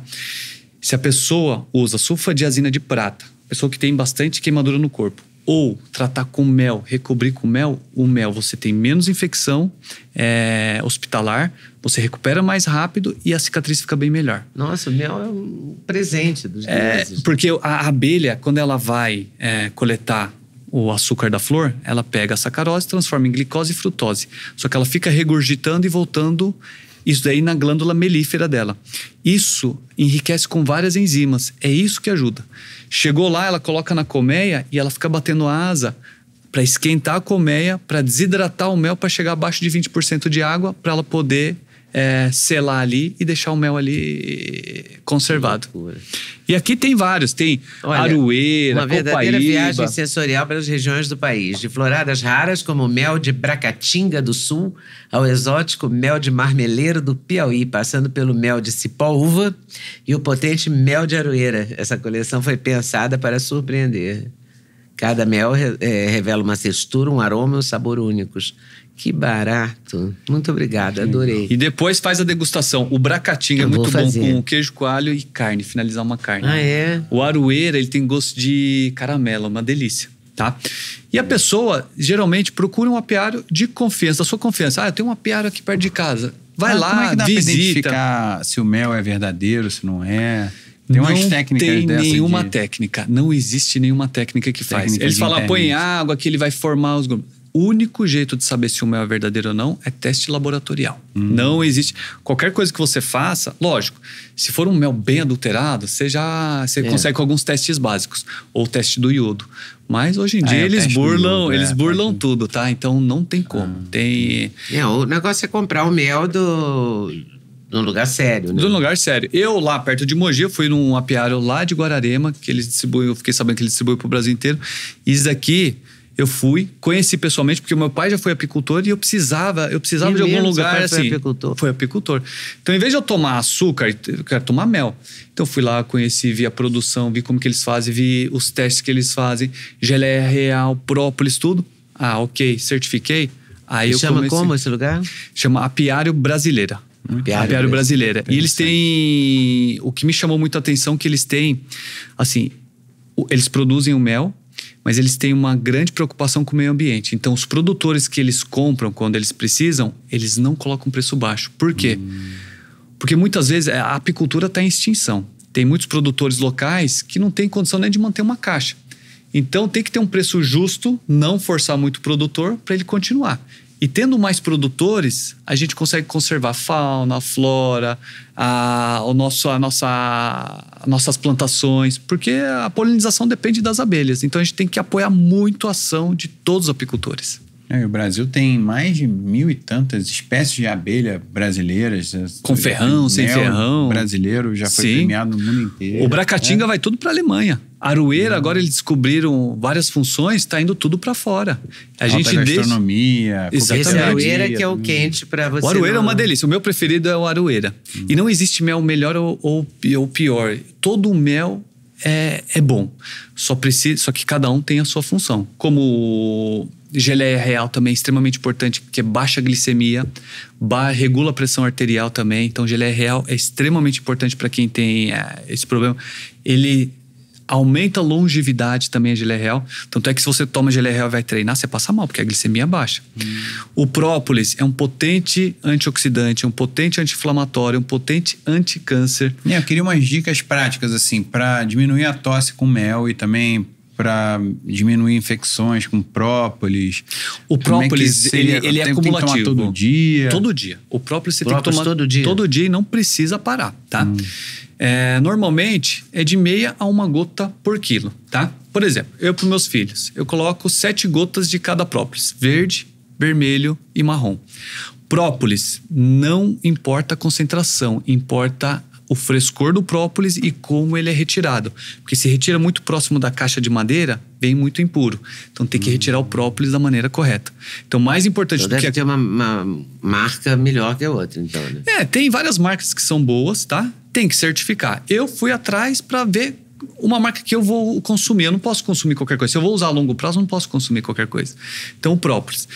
E você dá para seus filhos todo dia? Todo dia. Virou uma rotina em casa. Eu dou pra minha filhinha também. E eu dou Tem um própolis de criança, que é um sabor um pouquinho mais suave, assim. Eu dou para os meus filhos com álcool, só que eu espero um pouco ele evaporar. Porque o álcool é o que conserva o própolis e o álcool é o que estabiliza a molécula. Então, assim, é importante ter o álcool. Se você vai pegar, chato dele, você deixa aberto, gruda, né? Você pinga na água, tem uma técnica. Ele gruda no copo, às vezes gruda na garganta, gruda no dente. Mas isso daí é química. Então, assim, o que você tem que fazer? Você tem que diluir ele. Bota na cachaça, entendi. Boa dica. Em vez de tomar na água, não tome na água, você pinga. Como é que você dá o própolis com álcool, se você é muçulmano? Medicamento pode ser dado. Pode. Efeito terapêutico pode ser dado. Mas aí por isso também que você deixa evaporar ou não faz nenhuma... Eu deixo por conta do é mais gosto. Prático, melhor. Só que você tem que diluir ele ou com azeite, ou com óleo de coco, ou com mel. Porque ele é da mesma... Se você pega óleo e água, você põe ele não mistura. Você põe o própolis na água, ele vai tudo pra lateral e você perde ele. E gruda, fica com então pedaço. Eu vou fazer isso. Eu vou cola tomar na garganta, todo dia. ou cola no dente, cola na caneca. Uma dica. Vou dar 3 maneiras de você tomar. A minha preferida é com mel. Você pega uma colher de sopa rasa, você põe no mel e tira e põe no copo. E aí você põe as gotinhas de própolis. Para mim, adulto, pode colocar 15 de cada. Verde, vermelho e marrom. Mistura até diluir bem. Diluiu bem, você não vê mais própolis rodando, você põe um pouquinho de água, mistura até dissolver e toma. Às vezes fica um pouquinho no copo, você mistura e toma. Não vai ficar resíduo nenhum no copo. Outra, parece um tempero de salada. Você põe azeite, aí você põe o própolis, os própolis que você tem, mistura, põe um pouquinho de limão, mistura, e eu gosto de colocar uma pitada de sal, fica uma delícia, tá? Própolis fica exatamente gostinho de salada. E também você pode colocar em óleo de coco, um pouquinho de óleo de coco, você põe ali, mistura e toma, não fica resíduo nenhum, não gruda no dente. E essas cápsulas de própolis seco, assim, tipo, tem cápsula, tem algumas tem marcas cápsula, eles são leofilizados. Vale a pena ou... Vale a pena. Tem gente que não tolera gotas. Eu particularmente gosto do gotas. Porque é prático, eu tô pensando aqui, né? Você vai viajar, daqui a pouco você vai somando, dá 2 minutos por dia. 2 minutos vezes 365 vezes 20 anos. É um tempão que você ficou ali misturando própolis, né? Mas você começa a degustar o própolis também com o tempo, junto com o mel. Eu boto um copinho, deixo um copinho de cachaça no meu banheiro. Antes de dormir, eu boto com água, mas eu uso o aquoso, ou esse que já vem com óleo, que é esse da Nano Própolis. E aí misturo com a colherinha, aí tomo. Porque o Sorrentino uma vez falou, quando eu tava fazendo a dieta cetogênica, ele me mandava tomar própolis antes de dormir. Aí, eu não sei se era uma coisa pontual para aquela dieta específica. O mel e o própolis induzem ao sono também. Diminui a ansiedade e depressão. O própolis vermelho é excelente para a saúde da mulher. Ele é um fito-hormônio também. Mas você bota 10 gotas de cada um? Para mim, 15. Para os meus filhos, 7. Aí eu fico com 45 gotas e eles 21 cada uma. E todo dia você tem quantos filhos? 2. E aí você faz todo dia esse Todo ritual, dia a gente faz 4 lá. Eu, minha esposa, o dele e tal. Cada um prepara um dia. Vai lá. Mas em que hora vocês fazem? Assim que acordar, em jejum. Ah, tá. Em jejum. Faz, prepara, depois toma bastante água para ir pro trato gastrointestinal. Por que eu gosto do gotas? Porque você vai ter efeito desde a boca até a parte intestinal. O gotas é que você já sente aqui o efeito. E tem essa coisa porque todo mundo fala, própolis é o que a abelha usa para proteger, né? Própolis, né? Própolis, né? Que é protege a cidade. A cidade, exatamente. E aí tem faz sentido isso? Então você tá para ficar doente e tal, tomar ele na água. Quando você ajuda a matar as ameaças ali na garganta. Ele é um antibiótico antifúngico. Por que a abelha usa? Vamos supor aqui a colmeia. Tem uma fresta. Ela vai usar para vedar essa fresta, tá? Então, isso daqui é antifúngico, porque ali dentro da colmeia tem o quê? Tem mel, é açúcar. Aquilo lá para estragar é assim. Então tem fungo, bactéria e tudo mais. Ela tem que deixar um ambiente estéril. O própolis, ele esteriliza. E, por exemplo, invadir uma aranha lá dentro. As abelhas vão matar e vão mumificar ela com própolis. E ele vai embalsamar. Então, ela não transmite nenhuma doença. Então, o própolis é antifúngico natural, bactericida, antibiótico. Ele é um potente antioxidante, combate radicais livres. Então, ele ajuda muito. Normalmente, 1 vez por dia é o suficiente. Quando está num quadro gripal, 3 vezes por dia. E aí você pode aumentar para 1 gota por quilo. Inclusive, conversando com o pessoal da apiário brasileira, um dos donos falou assim, quando eu estou em crise de alergia, doutor, é verdade que isso acontece? Eu coloco 80 gotas de própolis a 100 gotas, eu tomo, em 5 minutos minha alergia passa. Ele tem um efeito antihistamínico leve. Eu falei, isso é off-label, eu não sei te dizer, mas se toda vez que você toma acontece isso, acabou, não tem, contra fatos não há. Então assim, ela toma e melhora, então pode melhorar muito o processo alérgico. Eu comecei a pegar, desde novembro do ano passado, eu peguei essa rotina. Meus filhos até hoje não pegaram nenhuma gripe, tá? Ameaçou de vir alguma coisinha, a gente aumenta, entra com caloba, zerado. É um alimento. Vi gente falando também que não se deve usar de forma constante, porque pode desenvolver outras questões. Agora eu não lembro exatamente o que foi. Acho que foi a pediatra, a doutora Martina. Eu esqueci agora o que ela falou em relação ao uso constante, assim, sem interromper. Não, para criança. O SADA defende que não interrompa. Não interrompa, pode usar. Os apiterapeutas, em geral, eles orientam... Eu me sinto bem, eu confesso que eu me sinto bem usando. Eu só não tomo quando eu esqueço mesmo. Não, e a apiterapia induz ao sono, tudo. Própolis vermelho para mulher muito bom, junto com a geleia real também. Então, para quem está na menopausa, para quem está no climatério, usar o própolis vermelho ajuda muito. E ele é um anticâncer, principalmente para a saúde do homem, para quem tem câncer de bexiga e próstata. Ele pode servir como tratamento. Qual própolis vermelho. Isso tudo que nós estamos falando. Para mulher, o própolis vermelho. Pro câncer que eu acho que eu não conheço, seria menos popular. Normalmente o verde é o mais popular, né? O verde, de onde que ele vem? Do alecrim do campo, que é uma árvore, tá? Então, geralmente é sul de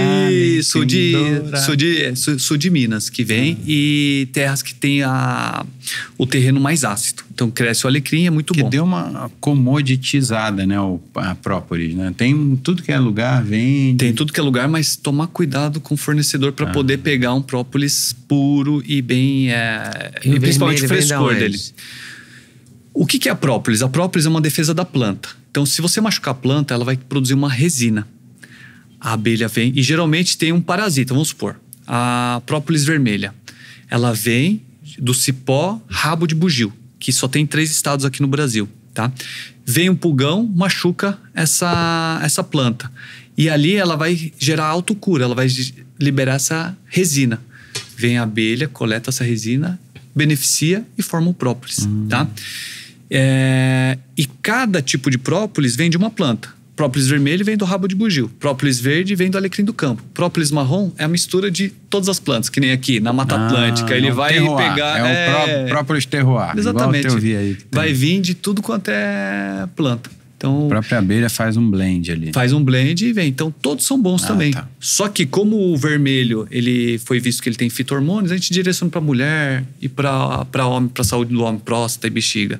O verde, potente anti-inflamatório, combate H. pylori, junto com o mel de aroeira, ajuda na cicatrizar a úlcera gástrica. Então, tem vários benefícios. H. pylori normalmente aumenta quando a pessoa está com uma...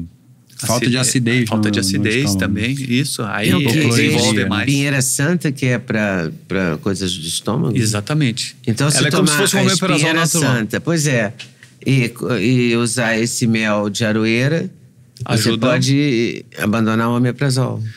O omeprazol não foi feito para tomar constantemente. Eu, particularmente, se você for ver, todo mundo que está tomando omeprazol tem uma dieta que não tá... Não adianta querer tomar 5, 6 cafés por dia e tomar omeprazol. Não adianta não abandonar um cigarro e tomar omeprazol. Então você tem que ver a rotina da pessoa. O estresse tem que ser gerenciado, tudo tem que ser gerenciado.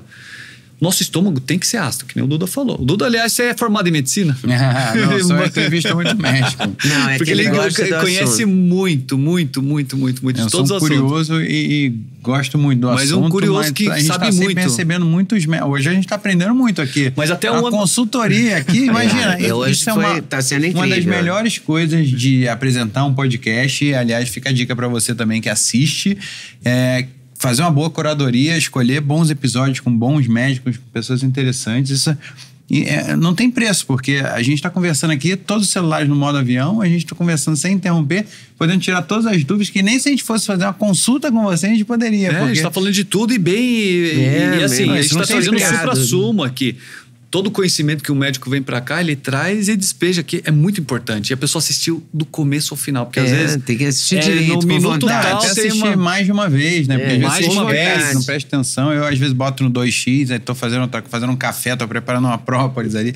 Aí perdi um pedaço, escuta de novo. Eu vou começar a fazer Aliás, isso. Eu não posso esquecer de perguntar do alho, porque também as pessoas tomam também chá de alho, dieta Grace, mandava engolir o dente de alho como se fosse um comprimido.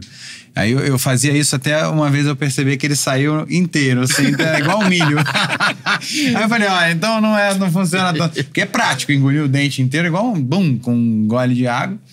E uma técnica também que a gente aprendeu uma vez, que você aprendeu entrevistando um médico Sem Censura, e você contou pra mim, e você esqueceu depois, anos depois, e eu lembrei eternamente, que é da cebola, pegar a cebola... Pra cheirar a cebola? Não, ele falava pegar a cebola que nunca foi na geladeira, primeiro corte, não sei o que, eu não lembro dos detalhes exatos, mas a gente ficar cheirando a cebola. Aí eu fiz a minha melhoria, eu pegava a cebola, cortava, botava dentro de uma caneca e ficava igual um Vic Vaporub, respirando ali, como se fosse aquele inalador quentinho que bota na água quente, né? Que pinga.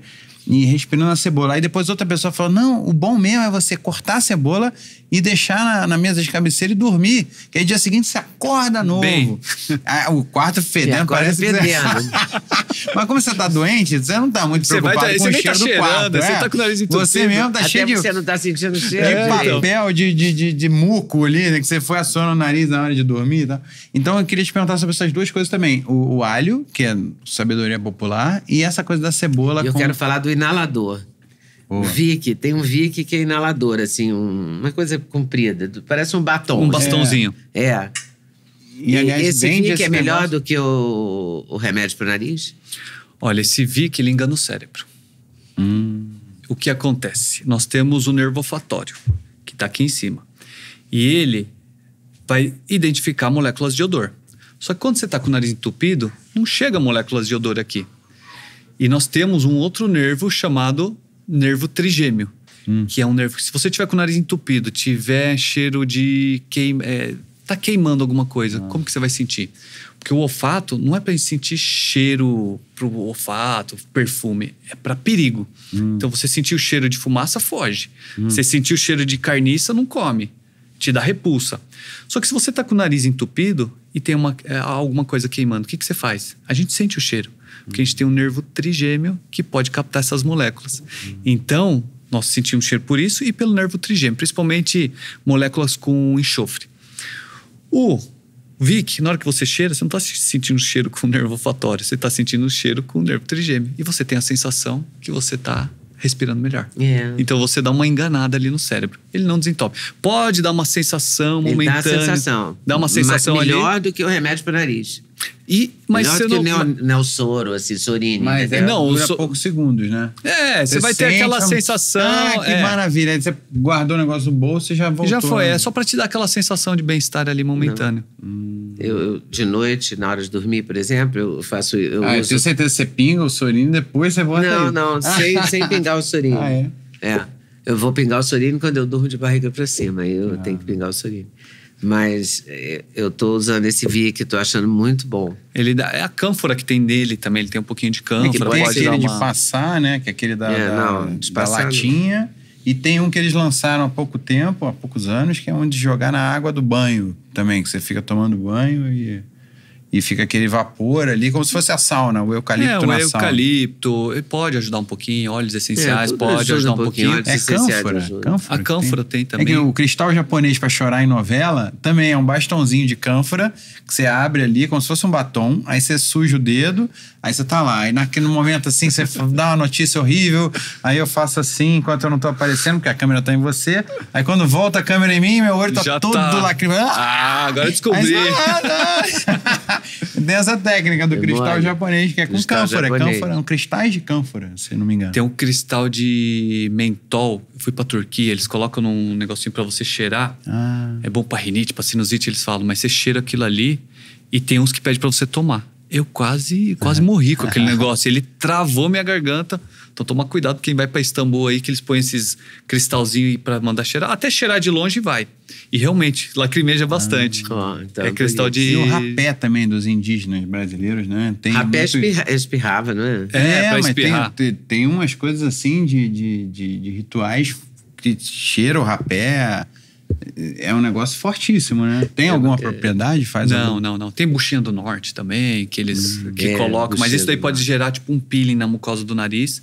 E algumas pessoas podem ter um benefício pequeno, mas a maioria pode inflamar, fechar o seio da face, dar sinusite e por aí. E a sinusite é só... tem que operar? E a cebola? Depois eu fiquei... A cebola. Os gases da cebola que fazem a gente chorar. O alho, você falou do alho. O alho, ele tem propriedade anti-inflamatória, como se fosse uma aspirina natural. Tá? Então a gente tem o alho natural, que você pode comer, e tem o óleo de alho também. O óleo de alho também faz muito bem, é um potente antioxidante.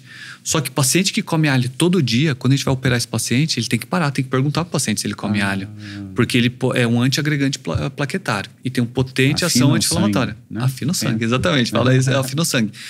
A cebola, sinceramente, eu não tenho experiência, tá? Mas se a pessoa faz e melhora, eu não duvido.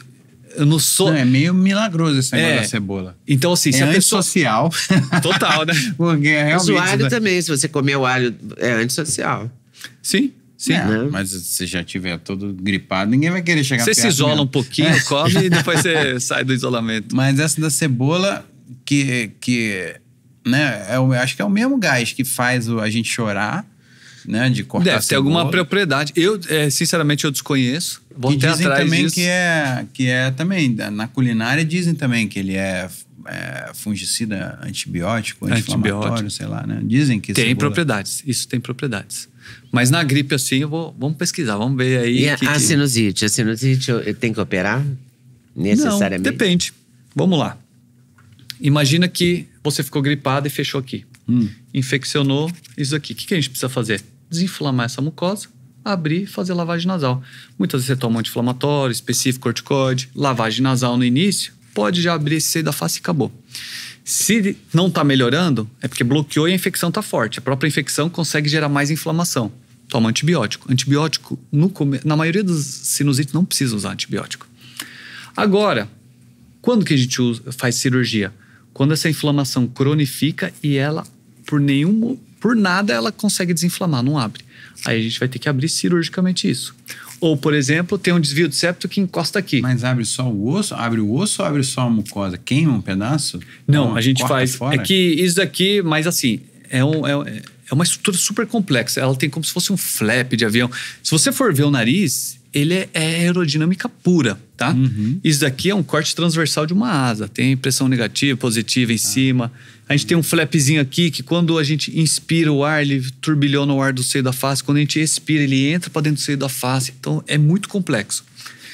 Então, tem algumas estruturas que a gente tem que tirar, mas basicamente a gente abre e deixa tudo isso aberto. Então, fica com uma abertura bem grande. Abre essa parte? Abre essa parte. Osso e mucosa e fica bem... Serra o osso?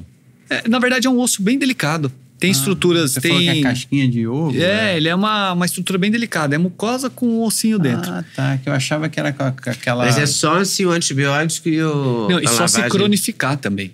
Hoje em dia... A lavagem do nariz pode evitar a cronificação? Pode evitar. Porque se você começa a desinflamar, tirar um muco, você inflama menos. E você pode usar medicamentos dentro do lavador para também... Como se fosse o Uber, você manda anti-inflamatório através da lavagem. Aí você desinflama e melhora. Então, existem muitos tratamentos. Agora, é um desvio importante. De ozônio também, tratamento com ozônio. Ozônio eu não tenho experiência com isso.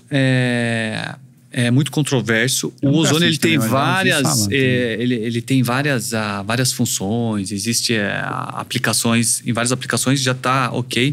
Na parte da otorrinolaringologia a gente não usa. Existe muito auricular que eles colocam, só que o ouvido tem um tímpano, então ele não passa através do tímpano. E inalar diretamente o ozônio você não pode também, porque você pode... É venenoso. Isso, aí você não pode também fazer isso. Não, depois eu vou te perguntar como esses vídeos que viralizam no Instagram de máquinas lavando o ouvido. Agora, eu vi ontem, sei lá, um que é tipo um fone que fica transparente, que fica uma água limpa de um lado, aí o negócio... E sai água suja, nojenta, muito nojenta. Parece um vaso sanitário ali do ouvido. Isso daí... E aquela vela também, né? Que parece um papel enrolado que a pessoa coloca, acende, aí ela suga, né? Faz uma pressão. É bom isso? Então, vamos lá. Deve ser um o fone, também. primeiro, a gente vê os casos que dá certo, né? Ninguém vai colocar os casos que não deram certo. Quando você tá com o ouvido tampado, a primeira coisa que você acha que é o quê? Cera. Pode ser uma otite silenciosa. Ou você tá surdo, ou você acha que tá cheio de cera. Aí você pode... Mas a maioria... eu sempre tive cera. Pode ter uma otite silenciosa ali.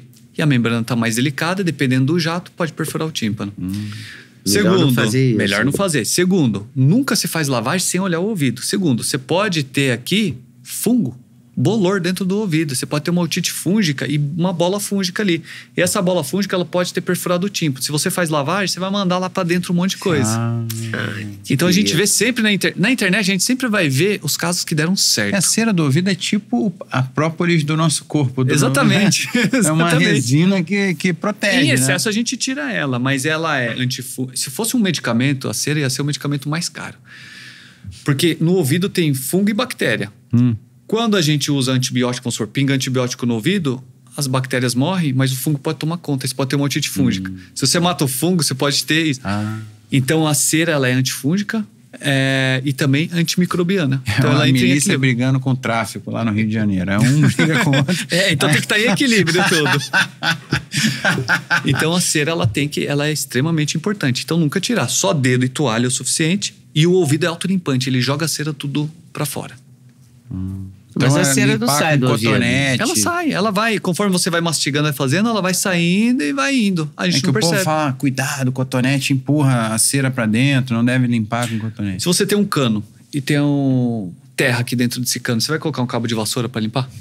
Você vai sair, o cabo vai sair sujo. Sim. Só que você achou que limpou. Você empurrou mais a terra. O ouvido é a mesma coisa. Você tem que ter alguma coisa que suga, alguma coisa que puxa. O cotonete, ele só empurra. E tem uns negocinhos também na internet que é tipo um parafuso, né? Que a pessoa gira. Outra coisa super perigosa. Não é? Que puxa uma silicone. É melhor não mexer no ouvido. Não mexe. Ou mexe com o médico, né? Dá pra fazer uma limpeza no consultório? Tem vários tipos de limpeza. A gente tem instrumentos bem delicados que a gente vai lá, tira. Tem que tomar bastante cuidado. Tem várias alterações que pode ter perfurado o tímpano e tudo mais. Inclusive o cotonete, se você ler na embalagem, não introduza no canal do ouvido. Tá escrito lá, recomendação. Aí você fala, pra que tem o cotonete então? Pra fazer outras coisas. Limpar o umbigo, maquiagem, mas... E aqui, nessas dobrinhas, né? E na entrada do ouvido, mas nunca colocar dentro do ouvido. Mas não lá dentro. Não lá dentro. Cara, muita coisa, né? O que mais que dá pra... então, só pra concluir o negócio da sinusite. Quando vai com a fibra ótica e queima essa carne esponjosa... Queima a carne esponjosa? Então, a carne esponjosa, tudo que tá dentro do nariz, o pessoal chama de carne esponjosa. Corneta é carne esponjosa, adenoide é carne esponjosa, pólipo é carne esponjosa. Então, eu digo essa do seio da face. Do seio da face fecha, aqui, né? A gente tem uma abertura... Tem uma técnica específica, a gente tem instrumental que a gente luxa ali aquele ossinho com a mucosa, puxa ela. Tem um instrumental chamado shaver, que ele aspira e come essa região, então dá um acabamento perfeito. E a gente vai fazendo a abertura do seio da face, que é bem aqui. A gente faz uma abertura ampla. Quando você faz a lavagem, o soro entra, limpa e acabou. Então, quem tem os seios da face aberto, depois que operou e ficou aberto, teve um quadro de resfriado, catarro, só lavar o nariz que tá feito o tratamento. Tá tudo aberto, vai drenar e vai... Tá tudo certo.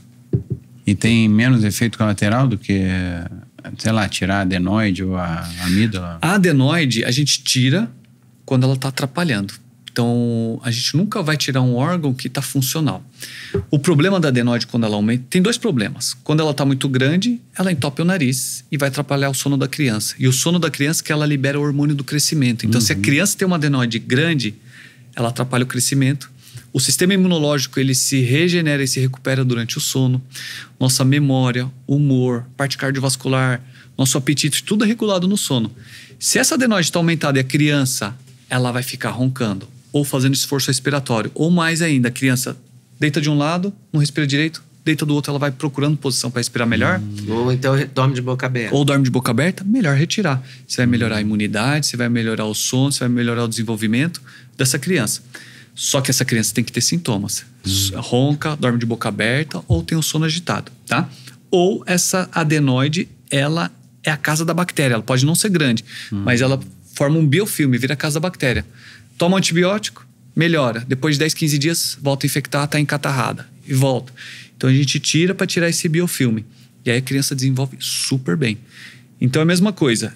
Eu te dou uma carreta para levar 10 toneladas pro Porto de Santos. Você vai conseguir?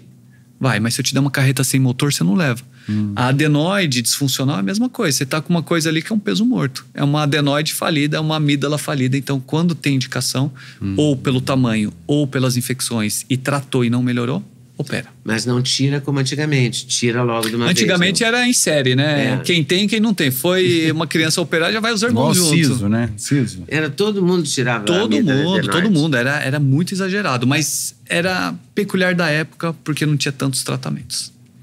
Não tinha tanta informação também. Não tinha tanta informação, com e certeza. uma coisa assim que me intriga, principalmente na pandemia, eu comecei a prestar atenção mais nesse negócio, que quando eu era criança, eu tinha alergia crônica à poeira, por exemplo. Aí a gente fez um tratamento com o Dr. Gilberto Pradez, fazia umas vacinas semanais, assim, aí e na época que eu comecei a ter os sintomas mais fortes, eu fazia caça submarina, então eu era um inferno, sabe, aquela pressão ali embaixo da água, prender a respiração e mergulhar profundo, doía muito a minha cabeça, era horrível, eu tinha que tomar um monte de Sinutab, que depois foi banido, não sei nem porquê, tinha que tomar uns remédios antes do mergulho. O Sinutab saiu do mercado.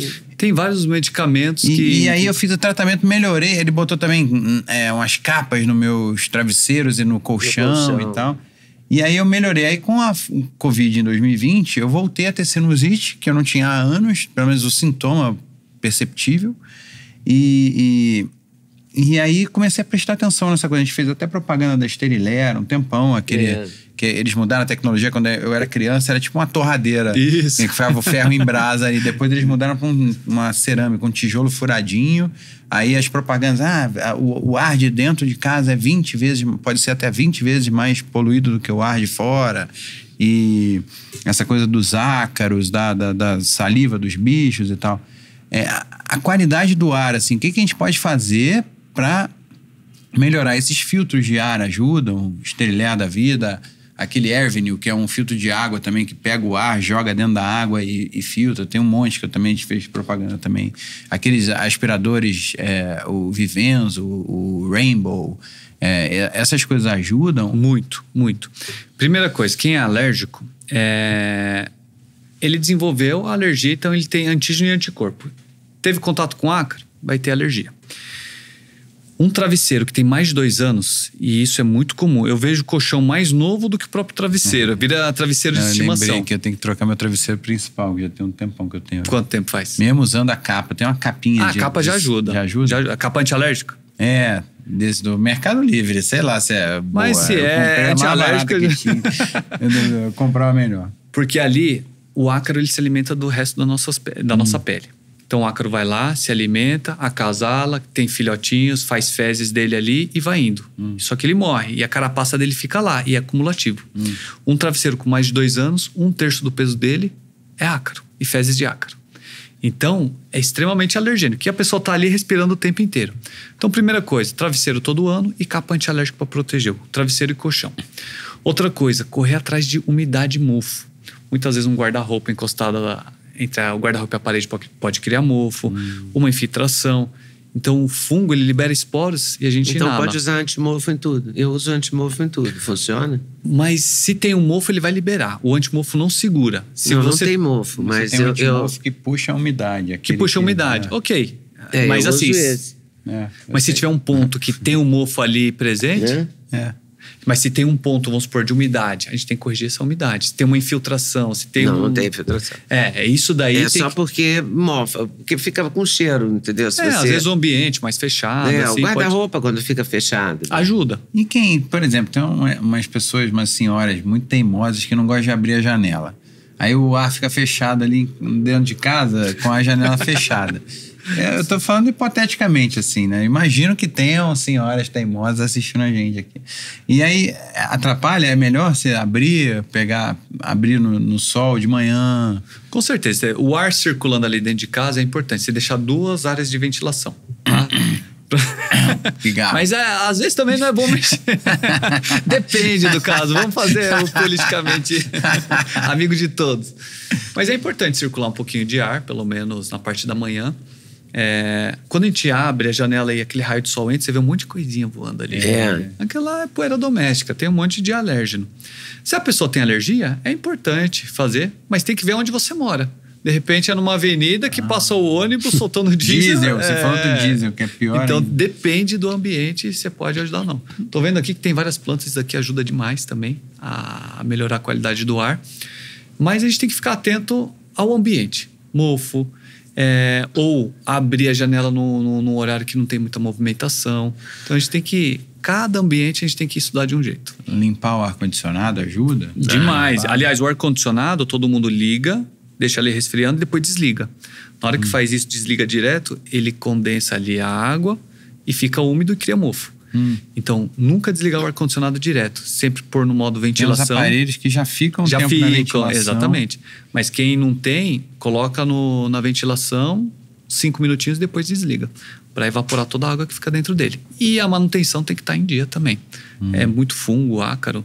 Principalmente em grandes empresas, aqueles ar-condicionado central ali, tem muita sujeira ali. Tem que limpar o ar. Eu estava esquecendo de falar também da Dinox, que é a nossa churrasqueira, também nossa patrocinadora. E essa é a versão elétrica, é DXX 300 e... Só ligar na tomada, 220 volts, 20 amperes. É a única churrasqueira elétrica que faz churrasco de verdade. E essa também não solta resíduo, porque normalmente é a gás. Aí, mal ou bem, queima alguma coisa, tem uma fumaça ali rolando do gás, né? O próprio... uma vez eu vi...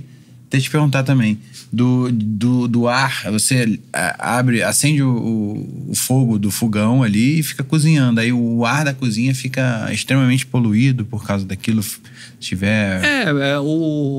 Ele vai ter monóxido de carbono, dióxido de carbono ali, então sempre tem que... Ou exaustor ali para eliminar, ou uma janelinha aberta. Mas não é um aberta. diesel, aquilo ali não é não tem tanta fuligem. Só o dia inteiro ali... Depende do gás, às vezes de botijão, tá? Você vê que no final começa a queimar a panela, formar aquela fuligem, aí tem que dar uma olhada ou trocar o gás, ou ver o sistema como é que tá. Mas se não estiver gerando nenhum resíduo, a panela não estiver ficando preta, tranquilo. Então, no caso de churrasco, a Dinox tem várias soluções muito práticas para você fazer seu churrasco. Também tem aqui na descrição o link para o site oficial da Dinox e os nossos atendentes comerciais ali vão tirar todas as suas dúvidas no WhatsApp. É muito legal, tem vários modelos a gás elétricos de vários tamanhos diferentes. A gente já está na Alemanha, então você que está assistindo aí na Europa, agora a gente chegou na Europa também, então você pode comprar e usar a sua de inox aí também. Muito bem. Tava esquecendo que a gente então ficamos combinados assim. 1 hora, mais ou menos. Nós temos que limpar os aparelhos de ar-condicionado, abrir a janela desde que não seja para o diesel entrar. Exatamente, dependendo do horário. O que mais? Cuidado com cachorro. Cuidado com cachorro travesseiros. e gato. Travesseiro e colchão, mofo. A alimentação também é muito importante. Cuidar da microbiota intestinal. Leite. Leite dá muco. Então você fica com muita alergia. Depende da pessoa. A gente não pode generalizar. Por exemplo, às vezes fala, tira o glúten e o leite que você não vai ter sinusite. E se for um desvio de septo que está entupindo aqui? Não vai resolver. E se for um paciente que tem quadro viral recorrente? Não vai resolver. O que acontece é que o nosso intestino tem uma microbiota ali que ajuda na degradação do alimento, ele libera biotina, libera vitaminas e a gente absorve. Só que a gente absorve vitaminas, minerais, aminoácidos e não puxa para dentro da corrente sanguínea bactéria, toxina, antígeno. Por quê? Porque o nosso intestino ele é impermeável, tá? Agora, a criança toma muito antibiótico. A criança, muitas vezes, tem uma péssima alimentação. Altera a microbiota intestinal, vai ter a permeabilidade intestinal, o intestino fica permeável, vamos dizer, cria uma infiltração, ele absorve todas as vitaminas e minerais e toxina, bactéria e tudo mais. Só que o sistema imune vai vir e vai bloquear. Ele bloqueia, não deixa tudo isso acontecer. Só que nessa de bloquear, ele manda uma mensagem para todas as barreiras. Quem são as barreiras? Pele, mucosa do nariz, mucosa respiratória, pulmão, se protejam. Ela começa a ficar mais reativa. Então ela produz mais muco, ela fica mais inflamada, entope mais o nariz e pode ter problema. Tem pessoas que têm problema com a caseína. O leite, o maior problema do leite é a caseína. Eu, particularmente, quando eu abuso, sou árabe, gosto de coalhada, né? E quando eu abuso um pouco mais, me estoura espinhas. Não me dá problema respiratório, mas me dá muita espinha. Eu corto, melhora tudo, tá? Coalhada também. Tem gente que faz diferença a caseína A2 com a caseína A1? A 2A2 ela é menos reativa, né? Ela é menos inflamatória. Então, para quem não consegue se livrar, usa. Mas assim, tem que ver caso a caso. Senão vai testando. Vai testando. Senão a gente mexe com... Por exemplo, tem gente... complicando uma coisa que não precisa. Às vezes tem pessoas que você tira, tem pessoas que você não tira. Nunca generalizar, sempre ver em cada paciente. Então, um problema intestinal gera inflamação das barreiras e aí você pode ter problema. Glúten pode causar isso, leite pode causar isso em algumas pessoas e principalmente a dieta. Antes de tirar o glúten e lactose, vai ver se não está comendo salgadinho com corante, vai ver se não está no doce, vai ver... Então a gente vai por etapas, a gente vai tirando por etapas. Senão... Você joga uma bomba pro paciente, uma responsabilidade, ele não dá conta, ele vai embora e continua do mesmo jeito. Então a gente tem que vir por etapas. Ali é muito chato. Falou você que não gosta de açúcar, tudo, aí não o faz açúcar nada. você considera um inimigo? Depende. Eu acho que assim, tudo a gente tem que dosar. Aquele doce no final de semana ali que você tá com vontade de comer, ele vai te fazer um bem-estar ali momentâneo. Cortar o açúcar zero para sempre pro resto da vida, eu não sou a favor. Eu sei que o açúcar pode trazer vários problemas, mas em pontos ali não tem problema. Ou utilizar açúcares que fazem bem para a saúde. Uma tâmara que pode ajudar, uma uva passa, uma maçã cozida, se consegue adoçar com isso. E ser coisas pontuais. Ninguém consegue 100% se livrar disso. Você vai colocar para o seu paciente, na teoria uma coisa e na prática é outra. A gente sempre tem aquela vontade. Come. Você libera daqui, melhora aqui e você vai dosando tudo e equilibrando. Esse é o segredo. Eu tô usando bastante mel também para adoçar. Excelente. Aprendi no Instagram outro dia uma mousse de chocolate adoçado com mel, que é basicamente ovo cozido, batido, aí pode ser um leite vegetal ou leite animal, e cacau e mel, e essência de baunilha. E fica gostoso. Precisa cozinhar ou não? Ovo cozido só. O ovo é cozido. O resto é todo bate. Bota na geladeira. Toma cuidado para cozinhar o mel, ele pode virar tóxico, viu? Se a gente cozinhar por muito tempo, depende do tempo, tá? Pode cozinhar um pouquinho, mas se cozinha por muito tempo o mel... Fazer um bolo com mel, dá pra fazer? Ele ficar, 2 horas, uma temperatura muito alta, ele pode ser tóxico pra gente. Então, o ideal é finalizar ou cozinhar ele por pouco tempo. Isso vale pro mel de tâmara, não, né? melado. O mel de tâmara, eu não sei te dizer. Eu não sei te dizer. Porque o mel tem tâmara, agora o mel de tâmara. Isso não é mel, que eu usei usei bolo e ficou legal. Mas é uma pasta de tâmara. Não é pasta, é mel. Não é mel, é pasta. É uma calda de tem tâmara. textura de mel. Mas é um xarope de tâmara. Tem cheiro de mel. Não, mas se for o que eu tô pensando, é só tâmara mesmo.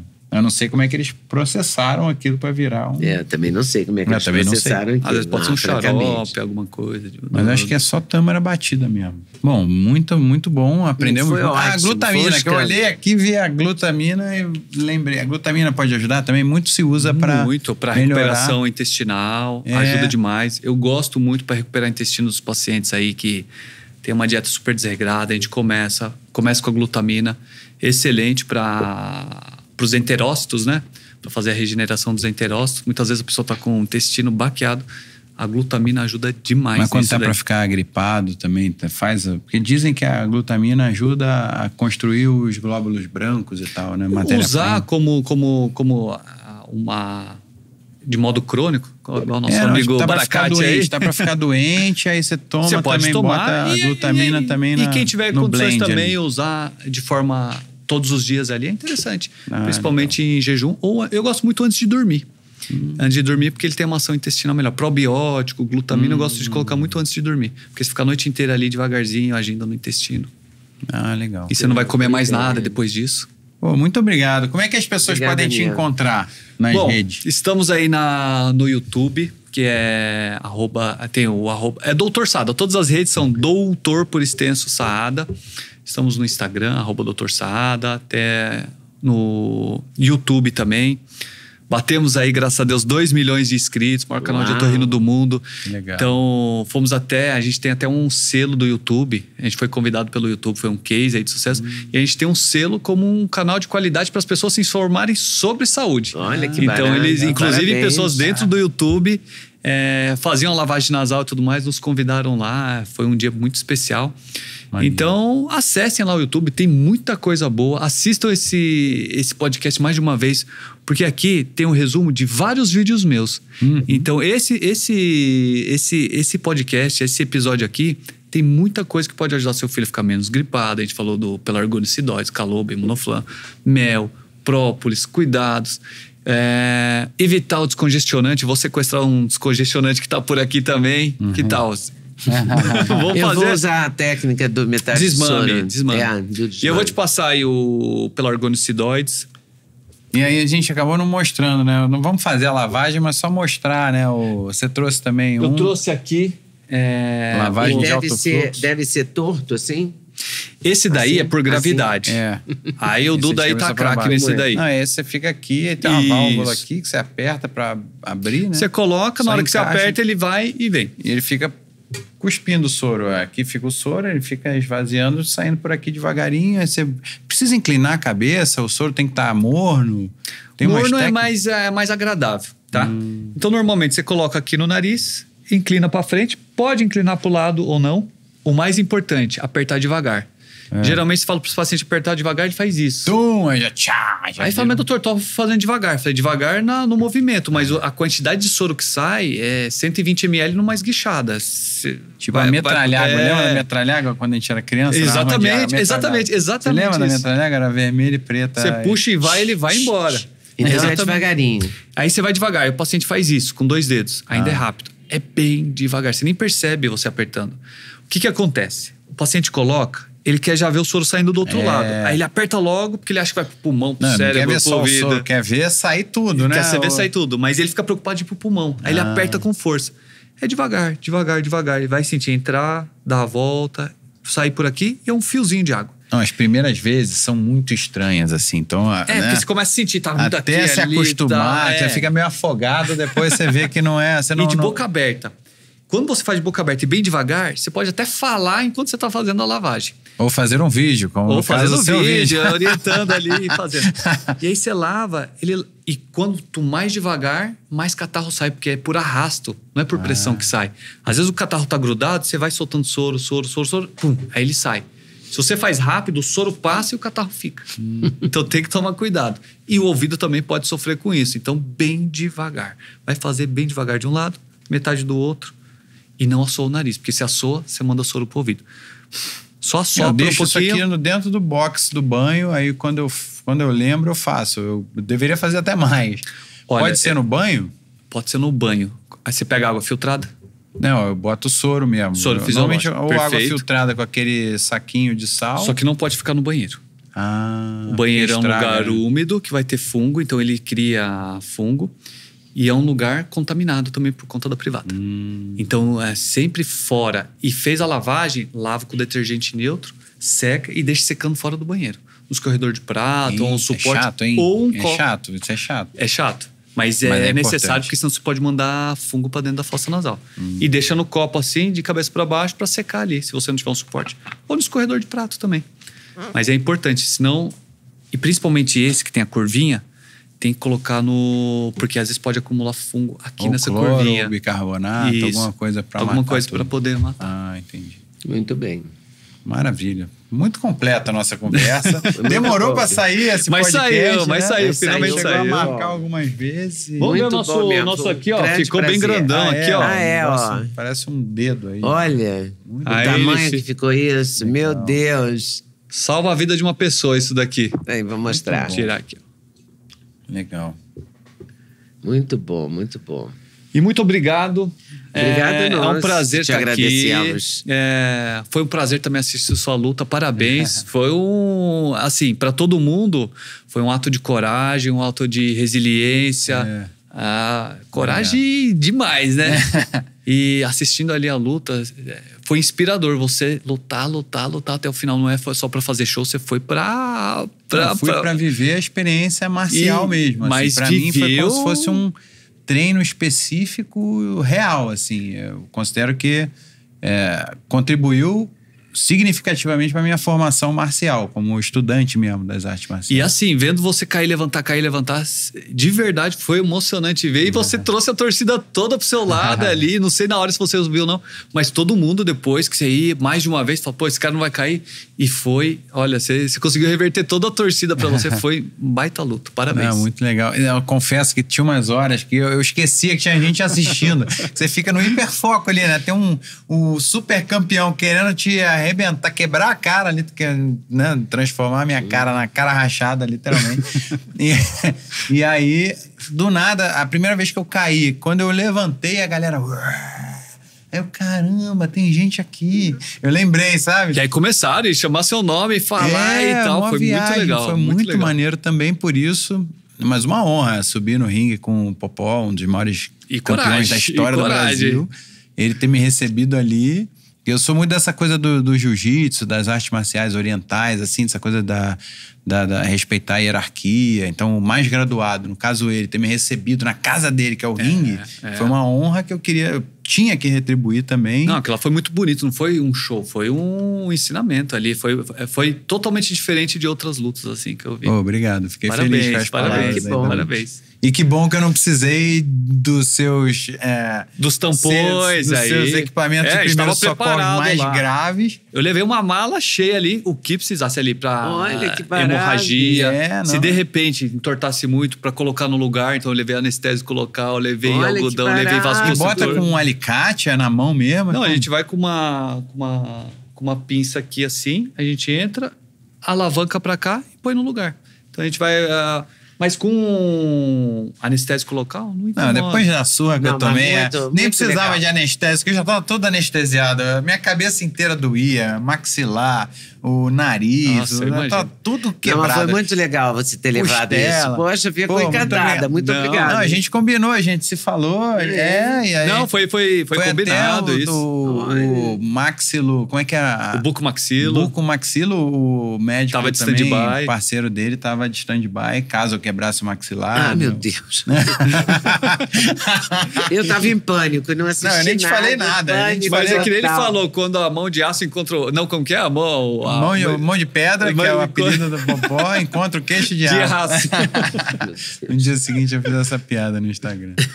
Mas legal, muito obrigado por ter vindo. Obrigado. Por Foi um prazer, foi um prazer. Conhecimento. Mais uma vez aqui, da outra vez foi live, né? Foi live, agora ao vivo. Agora hoje foi ao vivo, muito bom, muito obrigada. Obrigado a vocês. Quem sabe no futuro a gente possa fazer mais um episódio, né? Claro, com certeza. Você sempre termina a entrevista e a gente fica, podia ter falado disso, podia ter falado. Não, vamos guardar pra próxima. Então já fica aqui. Então até a próxima. Aliás, comente aqui também as experiências mais interessantes aqui dessa conversa, o que faltou, se faltou alguma coisa, compartilhe também no grupo dos alérgicos, o grupo do colégio, dos outros pais, né, dos parentes que, sei lá, estão roncando, que tem sinusite, dor de cabeça, alergias e outras. Bom, enfim, a gente quer que você curta, comente, compartilhe, maratone o canal, você tem muita entrevista bacana e essa foi especial mesmo. Parabéns. Muito obrigado, muito obrigado, é um prazer. Muito obrigada a vocês que estão nos assistindo. Então, toda quinta, 6 da tarde, tem vídeo novo no YouTube Leda Nagli, Encontro de Gerações. Oi, Nagli. Valeu. Valeu.